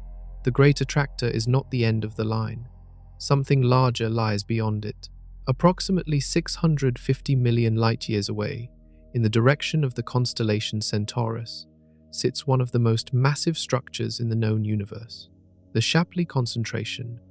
Harlow Shapley first identified this region in the 1930s while studying the distribution of galaxies across the sky. He noticed an unusual concentration of galaxy clusters, a region where the cosmic web seemed to knot together more densely than anywhere else nearby. The structure now bears his name, a memorial to his observational skill. The numbers involved are staggering. The Shapley concentration contains more than 24 rich galaxy clusters. Each cluster holds hundreds or thousands of individual galaxies. Together, they represent a concentration of mass equivalent to roughly 10,000 Milky Way galaxies packed into a relatively small region of space. Gravity in that region dominates the surrounding environment. This massive structure pulls on everything within its gravitational reach. That reach extends across hundreds of millions of light-years. The Great Attractor feels this pull. Our Laniakea supercluster feels it. Galaxies throughout our cosmic neighborhood are slowly falling toward the Shapley concentration, drawn by its immense gravitational influence. The relationship between the Great Attractor and the Shapley concentration confused astronomers for decades. Early observations suggested the Great Attractor alone explained our motion, but the numbers never quite added up. The velocity was too high. The direction was slightly off. Something additional had to be involved. When researchers mapped the Shapley concentration more completely, the puzzle began to resolve. The Great Attractor is real, but it represents just one component of a larger gravitational landscape. Both structures pull us. Their combined influence better explains our observed motion than either one alone. Think of it like standing between two magnets of different strengths. The closer magnet pulls strongly. The farther magnet pulls less strongly but still contributes. Your motion results from both influences combined. Our galaxy experiences something similar, caught between the nearer Great Attractor and the more distant but more massive Shapley concentration. Recent observations suggest the Shapley concentration may be even larger than previously thought. Its boundaries extend farther than early surveys indicated. Additional clusters and superclusters connect to it through filaments of the cosmic web. The entire structure may represent the core of an even vaster cosmic system. What does our future hold? Will we eventually reach the Shapley concentration? Not in any meaningful human time frame. At our current velocity, reaching that region would take billions of years. By then, the universe will have changed dramatically. Cosmic expansion will have carried distant structures even farther away. The gravitational landscape will have evolved. But the pull is real. Every moment, the Shapley concentration tugs on our galaxy. Every moment, we respond by moving slightly closer. The motion is imperceptible but relentless. We are falling toward one of the largest concentrations of mass in the observable universe. The Great Attractor was just the beginning of the story. The Shapley concentration is the deeper truth. For decades, astronomers focused on what was pulling our galaxy: the Great Attractor, the Shapley concentration, massive structures drawing us toward them. But something did not add up. The direction of our motion did not point precisely toward these attractors. The velocity seemed slightly too high. Some additional influence had to be operating. In 2017, a team led by Yehuda Hoffman announced a discovery that filled the gap. They found evidence for a massive void lying in roughly the opposite direction from our motion. They called it the dipole repeller. The name requires explanation. Our motion through the cosmic microwave background creates a temperature dipole. One direction appears warmer because we move toward it. The opposite direction appears cooler because we move away from it. The dipole repeller lies in the cooler direction. It is not technically repelling us through some exotic force. It is simply lacking the mass that would pull us back. Gravity pulls us toward dense regions and fails to pull us toward empty ones. The net effect resembles repulsion. This void had been hinted at before. Studies of galaxy distributions in that region of sky showed fewer objects than expected. But confirming the void's existence and measuring its influence required sophisticated analysis of galaxy motions across enormous volumes of space. Hoffman's team used data from the Cosmic Flows project, which maps peculiar velocities of galaxies throughout our cosmic neighborhood. By analyzing how galaxies move relative to cosmic expansion, they could infer the distribution of mass causing those motions. Dense regions showed up as attractors. Sparse regions showed up as repellers. The dipole repeller emerged clearly from this analysis. A vast, underdense region, extending across hundreds of millions of light-years, exerts an effective push on everything nearby. Combined with the pull from the great attractor and Shapley concentration, this push explains both the magnitude and direction of our motion through space. The discovery changed how we understand cosmic dynamics. We are not simply falling toward mass. We are being squeezed between regions of high and low density. Push and pull work together. The void behind us matters as much as the mass ahead. Later research suggested the dipole repeller may connect to other voids in our cosmic neighborhood. The cold spot repeller, associated with the famous cold spot in the cosmic microwave background, may be part of the same vast empty structure. Together, these voids form a gigantic region of underdensity that shapes the motion of galaxies across a significant fraction of the observable universe. The universe flows like water in a landscape of hills and valleys. Mass creates valleys. Voids create hills. Matter streams downhill, away from peaks and toward basins. Our galaxy rides this flow, pushed from behind and pulled from ahead. Brent Tully, one of the researchers involved in the discovery, summarized the findings simply. Push and pull are of comparable importance at our location. Neither dominates, both contribute roughly equally to our motion. We had spent decades looking for what was pulling us. The answer also required finding what was pushing. The dipole repeller completed the picture. Our galaxy does not move randomly through space. It follows a path determined by the gravitational landscape around it. That landscape contains mountains and valleys, peaks and basins. The mountains are voids. The valleys are mass concentrations. We are rolling downhill while being pushed from behind. Consider the forces at play. In one direction lies the great attractor, a region of concentrated mass about 150 to 250 million light-years away. Beyond it lies the even more massive Shapley concentration. These structures pull our galaxy toward them. The pull is relentless, operating continuously across billions of years. In roughly the opposite direction lies the dipole repeller, a vast void with significantly less mass than the cosmic average. This region does not pull us. Relative to the dense regions, it acts as if it pushes. The gravitational imbalance drives us away from the emptiness and toward the mass.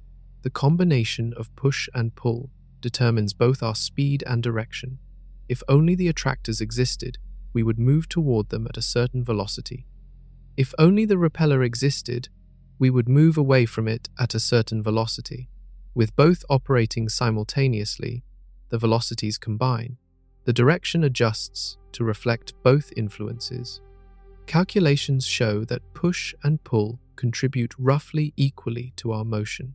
The dipole repeller accounts for about half of our velocity through the cosmic microwave background. The great attractor and Shapley concentration account for the other half. Neither dominates. Both are essential for understanding where we are going. This balance is somewhat surprising. There was no guarantee that our location would experience comparable push and pull. We could have been positioned closer to a major attractor, dominated by its pull. We could have been positioned closer to a major void, dominated by its push. Instead, we find ourselves balanced between the two. Some researchers see this as another example of our unusual cosmic position. We live inside the KBC void, which affects our measurements of cosmic expansion. We sit between a major repeller and major attractors, experiencing balanced forces. Our location seems special in multiple ways. Others argue we are reading too much into coincidence. The universe contains many regions with balanced forces. We happen to occupy one. Statistical flukes occur. Not everything requires special explanation. Whatever the interpretation, the physics is clear. Our galaxy's motion through space results from the combined gravitational influence of everything around us. Dense regions pull, empty regions effectively push. The net force determines where we go. Over cosmic timescales, this motion carries us significant distances.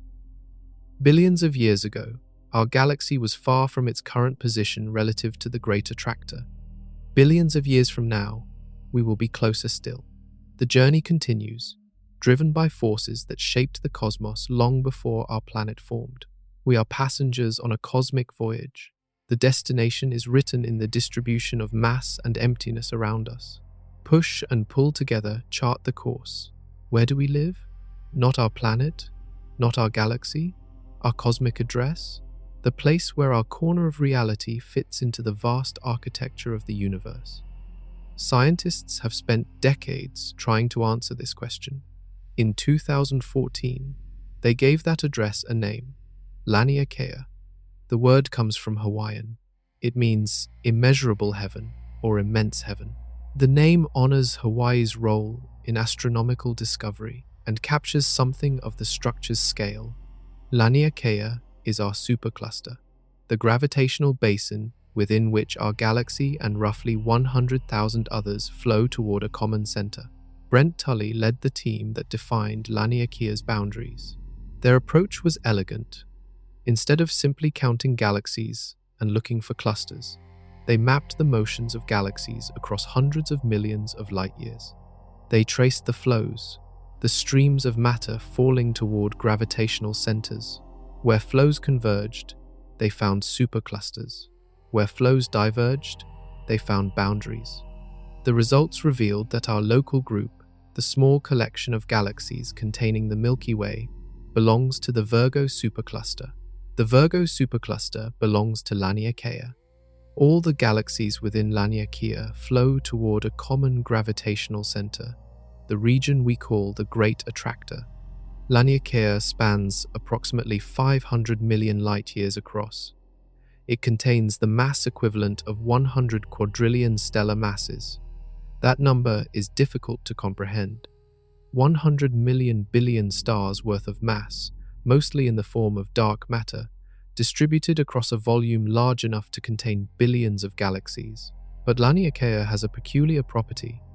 Unlike smaller structures like galaxy clusters, it is not gravitationally bound. The galaxies within it are falling toward the Great Attractor, but they will never arrive. Cosmic expansion will eventually tear Laniakea apart. The dark energy driving accelerating expansion will overcome gravity at these scales. Our supercluster is temporary, a transient pattern in an evolving universe. This discovery placed us within a specific context. We are not just inhabitants of Earth, or the solar system, or the Milky Way. We belong to the local group, to the Virgo supercluster, to Laniakea. Each level nests within the next, like addresses on an envelope. Planet, star, galaxy, group, supercluster. Cosmic geography has hierarchy. Laniakea itself is not isolated. It borders other superclusters. The Shapley supercluster lies in one direction, pulling on Laniakea. The Perseus-Pisces supercluster lies in another. These neighboring structures form part of an even larger complex of matter flows, streams within streams, currents within currents. And here is where the KBC void re-enters the story. Laniakea lies largely within the KBC void. Our supercluster, vast as it is, occupies an underdense region of the universe. We are a concentration of mass within a broader emptiness. The patterns nest within patterns. Understanding Laniakea helps us understand our cosmic context. We are not isolated. We are connected to structures spanning hundreds of millions of light-years. Our motion through space reflects our membership in this vast system. Laniakea is our home, immense heaven, and we are just beginning to map its true extent.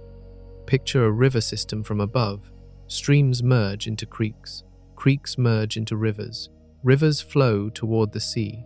Water follows the landscape, always moving downhill, always seeking lower ground. Now scale that image up by factors of billions. Replace water with galaxies. Replace the landscape with the gravitational potential of the universe. You have imagined Laniakea. Within our supercluster, approximately 100,000 galaxies participate in a grand flow. They are not stationary. They are not moving randomly. They follow gravitational gradients toward a common basin. That basin lies in the region we call the Great Attractor. Everything within Laniakea is falling, slowly, inexorably, toward that gravitational low point. The flow is not uniform. Different regions move at different speeds. Galaxies closer to the Great Attractor have already accelerated to higher velocities. Galaxies near Laniakea's edges move more slowly, just beginning their long fall. The entire structure resembles a draining bathtub, with water spiraling inward at varying rates. Our galaxy participates in this flow. The Milky Way, along with the rest of the local group, moves toward the Great Attractor at hundreds of kilometers per second. This motion adds to the overall velocity we measure relative to the cosmic microwave background. We are not just responding to local gravitational influences, we are caught up in a supercluster scale current. The Cosmic Flows project has mapped these motions in unprecedented detail. By measuring the peculiar velocities of thousands of galaxies, researchers traced the flow lines across Laniakea. The patterns that emerged matched theoretical expectations for how matter should move through gravitational landscapes. The mathematics of fluid dynamics, surprisingly, applies to galaxy flows. But there is a limit to how far this flow will carry us. Cosmic expansion is accelerating. Dark energy, whatever it truly is, pushes the universe apart faster and faster. At Laniakea's scales, this expansion will eventually overcome gravity. The galaxies flowing toward the Great Attractor will never reach their destination. The basin will empty not because everything falls in, but because the surrounding landscape stretches and flattens. This fate lies billions of years in the future. For now, the flow continues. Galaxies fall, structures merge, the cosmic web evolves. Recent observations suggest Laniakea may be part of an even larger flow. The entire supercluster appears to be moving toward the Shapley concentration. Laniakea is not just a basin, it is a basin within a basin. Our local gravitational landscape nests within a larger one. How many levels this hierarchy extends remains unclear. The discovery of these flows changed how cosmologists think about structure. The universe is not static, it churns. Matter redistributes itself continuously. The patterns we observe today differ from those of the past and will differ from those of the future. 100,000 galaxies, including our own, swept along by gravity, falling toward a center we may never reach. The flow continues whether we notice or not. The cosmic microwave background should be almost perfectly uniform. Small fluctuations, yes, variations at the level of 1 part in 100,000, imprinted by quantum processes in the early universe. But nothing dramatic, nothing that stands out. The background should look essentially the same in every direction, a smooth glow filling all of space. Then astronomers found the cold spot. Located in the constellation Eridanus in the southern sky, the cold spot is a region where the cosmic microwave background is colder than its surroundings. Not slightly colder, anomalously colder. The temperature drop extends across a region roughly 5 degrees wide on the sky, an area you could cover with your outstretched hand at arm's length. Within that area, the temperature falls about 70 millionths of a degree below the surrounding average. That sounds tiny. It is tiny in absolute terms, but compared to the typical fluctuations in the background, which measure only about 18 millionths of a degree, the cold spot is striking. It represents a deviation roughly 4 times larger than normal. The probability of such a feature arising by chance in standard cosmological models is less than 2%.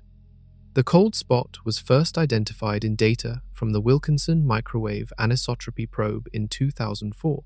Later observations by the Planck satellite confirmed its existence with greater precision. The feature is real. It is not an instrumental artifact or a statistical fluke. Something caused this region of the ancient universe to be colder than expected. But what? Several explanations have been proposed. Some invoke exotic physics, suggesting the cold spot might be the imprint of another universe colliding with our own before cosmic inflation. Others propose cosmic textures, topological defects left over from phase transitions in the early universe. These ideas capture the imagination but remain speculative. A more mundane explanation involves a void. If a massive void exists between us and the cosmic microwave background in the direction of the cold spot, it could create the observed temperature depression through a process called the integrated Sachs-Wolf effect. Photons passing through the void would lose energy as the void expanded around them. They would arrive at our telescopes slightly colder than photons that traveled through denser regions. This explanation gained support when astronomers discovered a supervoid in exactly the direction of the cold spot. The Eridanus supervoid, as it became known, spans roughly 1.8 billion light-years across. Its center lies approximately 2 to 3 billion light-years away. It is one of the largest voids ever detected. But here is the puzzle. Standard calculations suggest the Eridanus supervoid should account for only 10 to 20% of the cold spot's temperature depression. The void is real. Its effect is real. But the effect is not large enough to fully explain the anomaly. Something else must contribute. The cold spot remains one of the most intriguing mysteries in modern cosmology, and the void explanation refuses to completely work. The Eridanus supervoid was hiding in plain sight. For years, astronomers knew the cold spot existed but could not explain it. Then surveys began revealing what lay in that direction. Not a concentration of mass. An absence. A hole in the cosmic web, roughly 1.8 billion light-years across. The void was confirmed through multiple methods. Galaxy surveys showed fewer objects in that region than expected. Gravitational lensing measurements indicated less mass along the line of sight. The Dark Energy Survey mapped dark matter distribution and found the largest underdensity in their entire dataset aligned with the cold spot. The evidence converged. Here is how a void creates a cold shadow. Light from the cosmic microwave background has traveled for over 13 billion years to reach us. During that journey, it passes through the structures of the cosmic web. When photons enter a gravitational well, like a galaxy cluster, they gain energy falling in. When they exit, they lose energy climbing out. If the well is static, the gains and losses cancel. The photons emerge unchanged. But the universe is expanding, and that expansion accelerated roughly 5 billion years ago due to dark energy. Voids grow as the universe expands. A photon entering a void must climb out of a shallower gravitational well than the one it fell into. It loses more energy exiting than it gained entering. The photon emerges cooler than it started. This is the integrated Sachs-Wolf effect. It allows voids to imprint cold spots on the cosmic microwave background. The larger and deeper the void, the stronger the effect. The Eridanus supervoid is among the largest voids known. Its effect should be detectable. And it is detectable, but there is a mismatch. The observed cold spot is colder than the Eridanus supervoid alone can explain. Calculations, using standard cosmology, suggest the void should produce a temperature drop of perhaps 10 to 15 millionths of a degree. The observed drop is closer to 70. Something accounts for the rest. Several possibilities exist. Perhaps multiple voids line up along the same direction. Smaller voids at different distances could compound the effect. Surveys have identified some candidates, but none sufficient to close the gap. Perhaps the integrated Sachs-Wolf effect is stronger than standard models predict. Some observations of other voids suggest they produce larger temperature imprints than expected. If dark energy behaves differently than assumed, the effect could be amplified.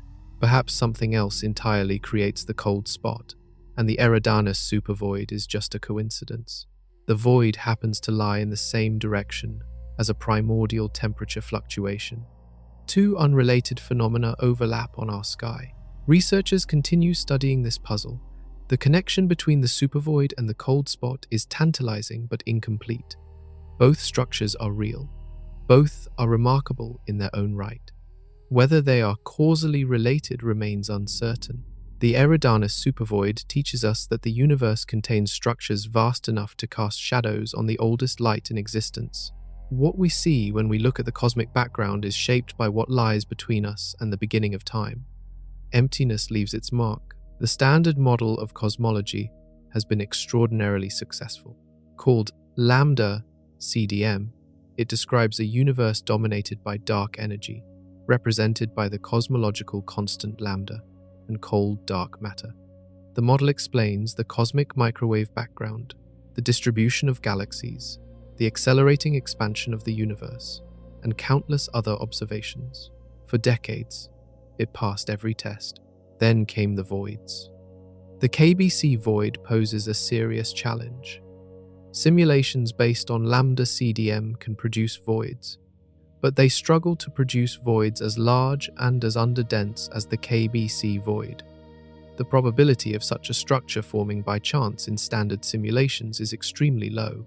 Some calculations suggest it occurs less than once in every billion randomly selected regions. We would need extraordinary luck to find ourselves inside such a rare structure. The mathematics behind this limit involves initial conditions and gravitational growth. The cosmic microwave background reveals the density fluctuations present when the universe was young. Those fluctuations were tiny, roughly 1 part in 100,000. Over billions of years, gravity amplified them. Dense regions grew denser. Sparse regions grew sparser. But there are limits to how far this amplification can go. The initial fluctuations set boundaries on what final structures can form. A void starting from a typical low-density fluctuation can only grow so large and so empty before running out of time. The universe is not old enough for bigger voids to develop from average initial conditions. The KBC void appears to exceed these limits. Its size and depth require initial conditions more extreme than the cosmic microwave background suggests. Either we got unlucky and happened to live in a rare statistical outlier, or something is wrong with the model. Researchers have explored both possibilities. The statistical outlier explanation is uncomfortable but not impossible. Rare events occur. Someone wins the lottery. Perhaps our cosmic neighborhood is the winner of a void lottery. The alternative is more exciting and more troubling. Perhaps lambda CDM is incomplete. Perhaps the physics governing large-scale structure differs from our assumptions. Perhaps gravity behaves differently on these scales. Perhaps dark energy does something unexpected. Modified theories of gravity, like MOND, have been proposed as alternatives. MOND was originally developed to explain galaxy rotation curves without invoking dark matter, but it also predicts faster structure growth on large scales. Voids in MOND simulations can grow larger and deeper than in lambda CDM simulations. The KBC void fits more naturally into this framework. The debate continues. Lambda CDM has tremendous support from observations across a wide range of scales. Abandoning it requires extraordinary evidence, but the voids keep pushing at its boundaries. If the KBC void truly violates lambda CDM, we may need new physics to explain it. The standard model might not be wrong, but it might be incomplete. MOND stands for Modified Newtonian Dynamics. It began as an attempt to explain a puzzle at the scale of individual galaxies. Rotation curves, the speeds at which stars orbit galactic centers, did not match predictions based on visible matter. Stars in the outer regions of galaxies moved faster than they should.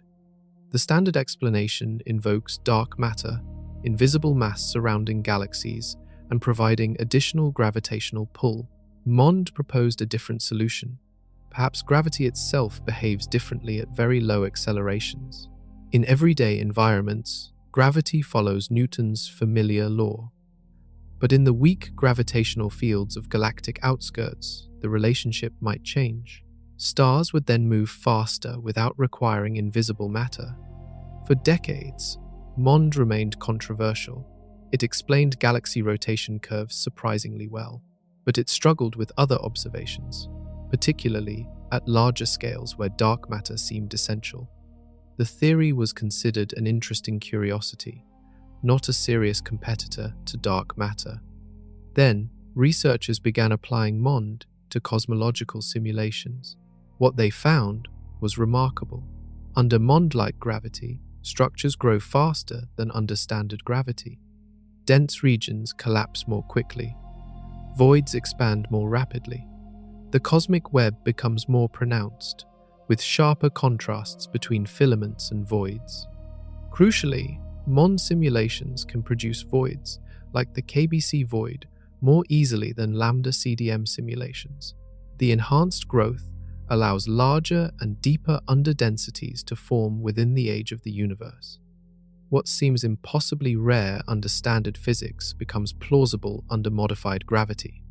This connection breathed new life into the MOND program.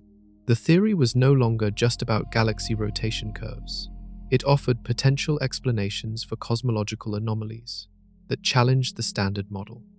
The KBC void, the Hubble tension, the unexpectedly fast bulk flows of galaxies. All these puzzles fit more naturally into a MOND framework. Indranil Banik and colleagues have developed a cosmological model combining MOND with hot dark matter, specifically massive neutrinos. This model, called New HDM, reproduces many observations that lambda CDM explains while also accommodating the anomalies that lambda CDM struggles with. The KBC void emerges naturally. The Hubble tension resolves through local expansion effects. Galaxy flows match observations. Not everyone is convinced. Lambda CDM has decades of success across countless observations. MOND introduces modifications that seem arbitrary to many physicists. The model requires different physics at different scales, which offends the principle that fundamental laws should be universal. But science ultimately answers to evidence, not elegance. If observations consistently favor MOND over lambda CDM, the physics community will have to reckon with that. The KBC void and related anomalies provide testing grounds. Our strange cosmic neighborhood might be the key to understanding whether gravity itself needs revision. The answer could reshape fundamental physics. The universe moves. Galaxies do not simply float in place while space expands around them. They fall toward concentrations of mass. They stream away from voids. They collide and merge. The cosmic web is dynamic, evolving, alive with motion. Mapping that motion has been one of the great challenges of modern astronomy. The Cosmic Flows project represents the most ambitious effort yet to chart how galaxies move through space. Led by Brent Tully at the University of Hawaii, the project has assembled distance measurements for tens of thousands of galaxies, built maps of the local universe, extending hundreds of millions of light-years, and traced the flows of matter across cosmic time. The key measurement is peculiar velocity. When we observe a galaxy, its light is redshifted by cosmic expansion.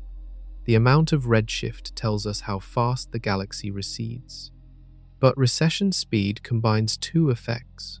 Cosmic expansion carries the galaxy away at a rate proportional to its distance. The galaxy's own motion through space adds or subtracts from that rate. The difference between observed recession and expected expansion is the peculiar velocity. Measuring peculiar velocities requires knowing both redshift and distance independently. Redshift is easy to measure from spectral lines. Distance is hard. It requires standard candles, objects of known intrinsic brightness, or standard rulers, objects of known intrinsic size. The Cosmic Flows project assembled distance measurements from multiple techniques, including Cepheid variables, surface brightness fluctuations, and the Tully-Fisher relation linking galaxy rotation speeds to luminosity. With peculiar velocities for thousands of galaxies, researchers could map the gravitational landscape driving those motions. Dense regions showed up as attractors, pulling surrounding galaxies inward. Sparse regions showed up as repellers, with galaxies streaming away. The great attractor, the Shapley concentration, the dipole repeller, all emerged from this analysis. The fourth catalogue, Cosmic Flows 4, contains distances for over 50,000 galaxies. It extends our maps to unprecedented volumes and precision. Researchers have used it to trace galaxy motions backward through time, reconstructing where galaxies were billions of years ago. The results reveal an evolving universe, with structures growing and flows strengthening over cosmic history. One striking finding involves the age of motion patterns. The flows we observe today began when the universe was young. The gravitational gradients driving them were established early. Galaxies have been falling toward the same attractors and away from the same voids for most of cosmic time. The patterns are ancient. The Cosmic Flows project also revealed unexpected features. Bulk flows, the average motion of galaxies across large regions, exceed lambda CDM predictions. The universe appears more organized, more flowing than standard simulations produce. This tension with the standard model adds to the evidence that something about our cosmic neighborhood is unusual. Maps from cosmic flows have become essential tools for cosmology. They provide the velocity field data needed to test theories of gravity and dark energy. They anchor our understanding of where we fit in the cosmic web. 11 billion years of motion, captured in charts and catalogs. The universe has been flowing since nearly the beginning. We are finally learning to read the currents. Something is making the universe expand faster and faster. We call it dark energy, but the name conceals our ignorance. We do not know what dark energy is. We do not know where it comes from. We cannot detect it directly. We only see its effects, the accelerating expansion that dominates cosmic evolution. Dark energy accounts for roughly 68% of the universe's total energy content, according to standard cosmology. It permeates all of space. Its density appears constant, never diluting as the universe expands. This constancy is the simplest model, represented by the cosmological constant lambda in lambda CDM. But alternatives exist. Perhaps dark energy evolves over time. Perhaps its density changes. Testing these possibilities requires precise observations. Voids offer a unique laboratory. In dense regions, the effects of dark energy compete with gravity. Mass pulls inward, while dark energy pushes outward. Disentangling the contributions is difficult. In voids, mass is scarce. Gravity is weak. Dark energy's effects should be easier to isolate and measure. The integrated Sachs-Wolf effect provides one test. As we discussed, photons passing through expanding voids lose energy. The amount of energy loss depends on how fast the void expands. The expansion rate depends on the strength of dark energy.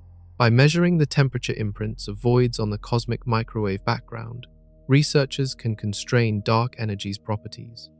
Observations suggest the imprints are stronger than lambda CDM predicts. Voids seem to expand faster than expected.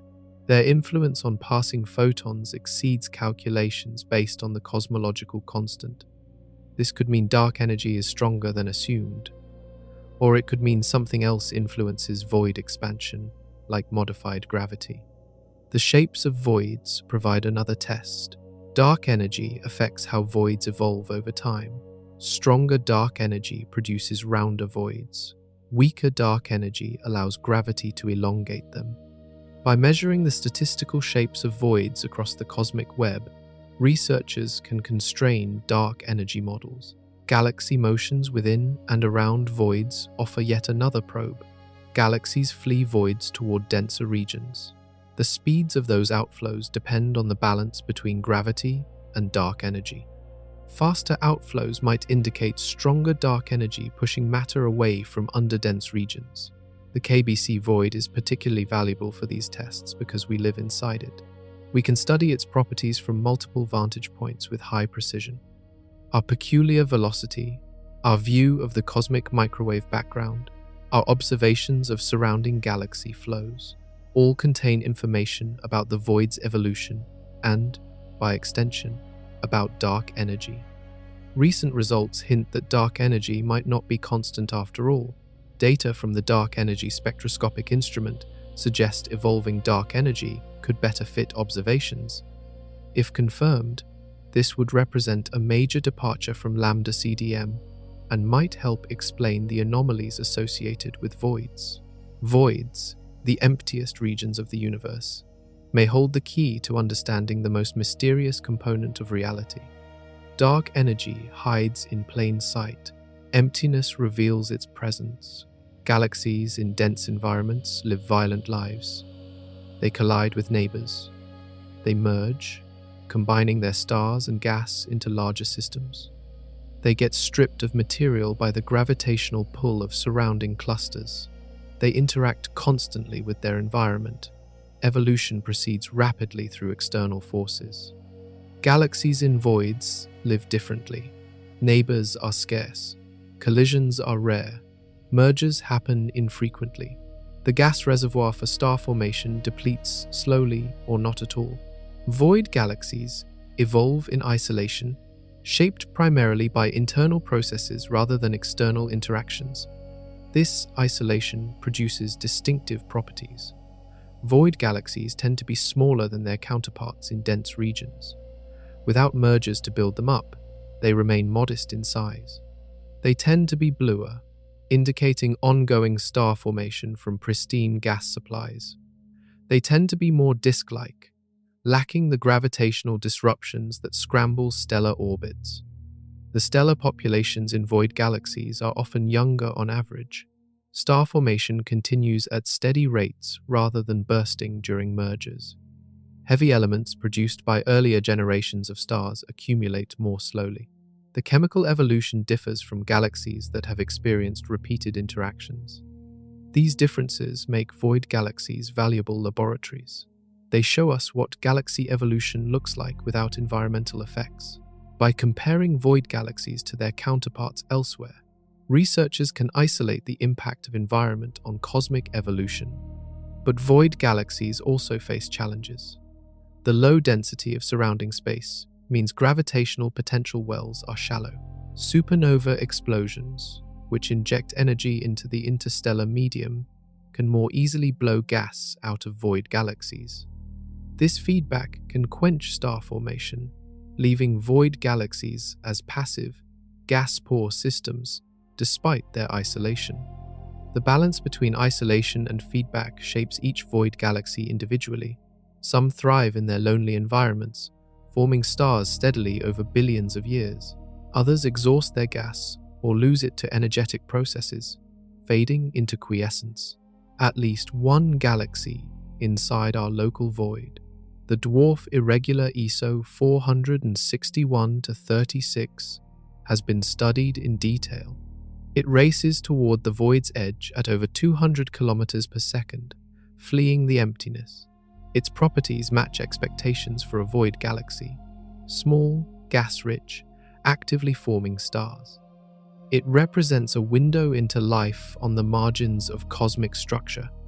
The KBC void, vast as it is, still contains our Laniakea supercluster with its 100,000 galaxies. We do not experience the extreme isolation of galaxies in deeper voids like Bootes. But even our moderate underdensity affects evolution.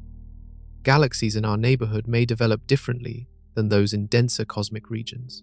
Isolation is not just about loneliness. It shapes what galaxies become. Voids are evolutionary alternatives. This is the question that keeps cosmologists awake at night. If living inside the KBC void biases our measurements of cosmic expansion, what other measurements might be affected? What else have we assumed was universal that actually reflects our peculiar location? Start with distances. We measure distances to faraway objects using standard candles, objects of known brightness. If the void affects how light travels to us, our distance calculations could be systematically off. Fainter means farther in standard calculations. But if the void dims light through gravitational or expansion effects, we might be placing objects farther away than they actually are. Continue with the age of the universe. The age depends on the expansion rate. If our local expansion rate differs from the cosmic average, our calculated age might not match the true age. The Hubble tension already hints at this problem. Resolving it requires understanding whether our measurements reflect local or universal conditions. Consider dark energy. We infer dark energy's properties from observations of distant supernovae and galaxy distributions. If the void influences these observations, our characterization of dark energy might be flawed. We might be attributing to dark energy effects that actually arise from our unusual environment. Think about galaxy formation models. We calibrate these models against observations made from inside the void. If our observations are biased, our models inherit those biases. Predictions about how galaxies form and evolve throughout the universe might not apply beyond our cosmic neighborhood. The cosmic microwave background itself poses questions. Our motion through the void affects how we observe this ancient radiation. The dipole pattern we measure includes contributions from our peculiar velocity, which the void influences. Separating local effects from cosmological information requires careful analysis. Even fundamental constants might be called into question. Some theories propose that constants, like the gravitational constant or the fine structure constant, could vary across space. Living inside an unusual region might mean our locally measured values differ from cosmic averages. This remains highly speculative but illustrates how deep the uncertainty could reach. The uncomfortable possibility is that decades of precision cosmology rest on an unexamined assumption. We assumed our location was typical. We built our models on that assumption. If the assumption is wrong, recalibration becomes necessary. This does not mean all of cosmology collapses. Many observations probe scales and distances far beyond the KBC void. The cosmic microwave background originated from the entire observable universe, not just our neighborhood. Galaxy surveys span billions of light-years in all directions. Cross-checks exist, but the void introduces uncertainty. Every measurement made from inside it carries potential systematic error. Quantifying and correcting that error has become a priority. What else might be wrong? We are still learning the answer. Our galaxy is moving, over 1 million miles per hour through the cosmos, toward the great attractor, toward the Shapley concentration, away from the dipole repeller. Every moment carries us somewhere else. Will that motion eventually take us out of the KBC void? The short answer is probably not in any meaningful sense. The void spans nearly 2 billion light-years. Our velocity through it, while impressive by human standards, is tiny compared to that distance. At our current speed, escaping the void would take hundreds of billions of years. But the universe will not remain static that long. Other processes will intervene. Cosmic expansion is accelerating. Dark energy pushes the universe apart faster and faster. Distant regions recede from us at ever-increasing rates. Eventually, the expansion will dominate over local motions. Instead of falling toward attractors, galaxies will be swept away by the expanding fabric of space. This fate affects structures at all scales.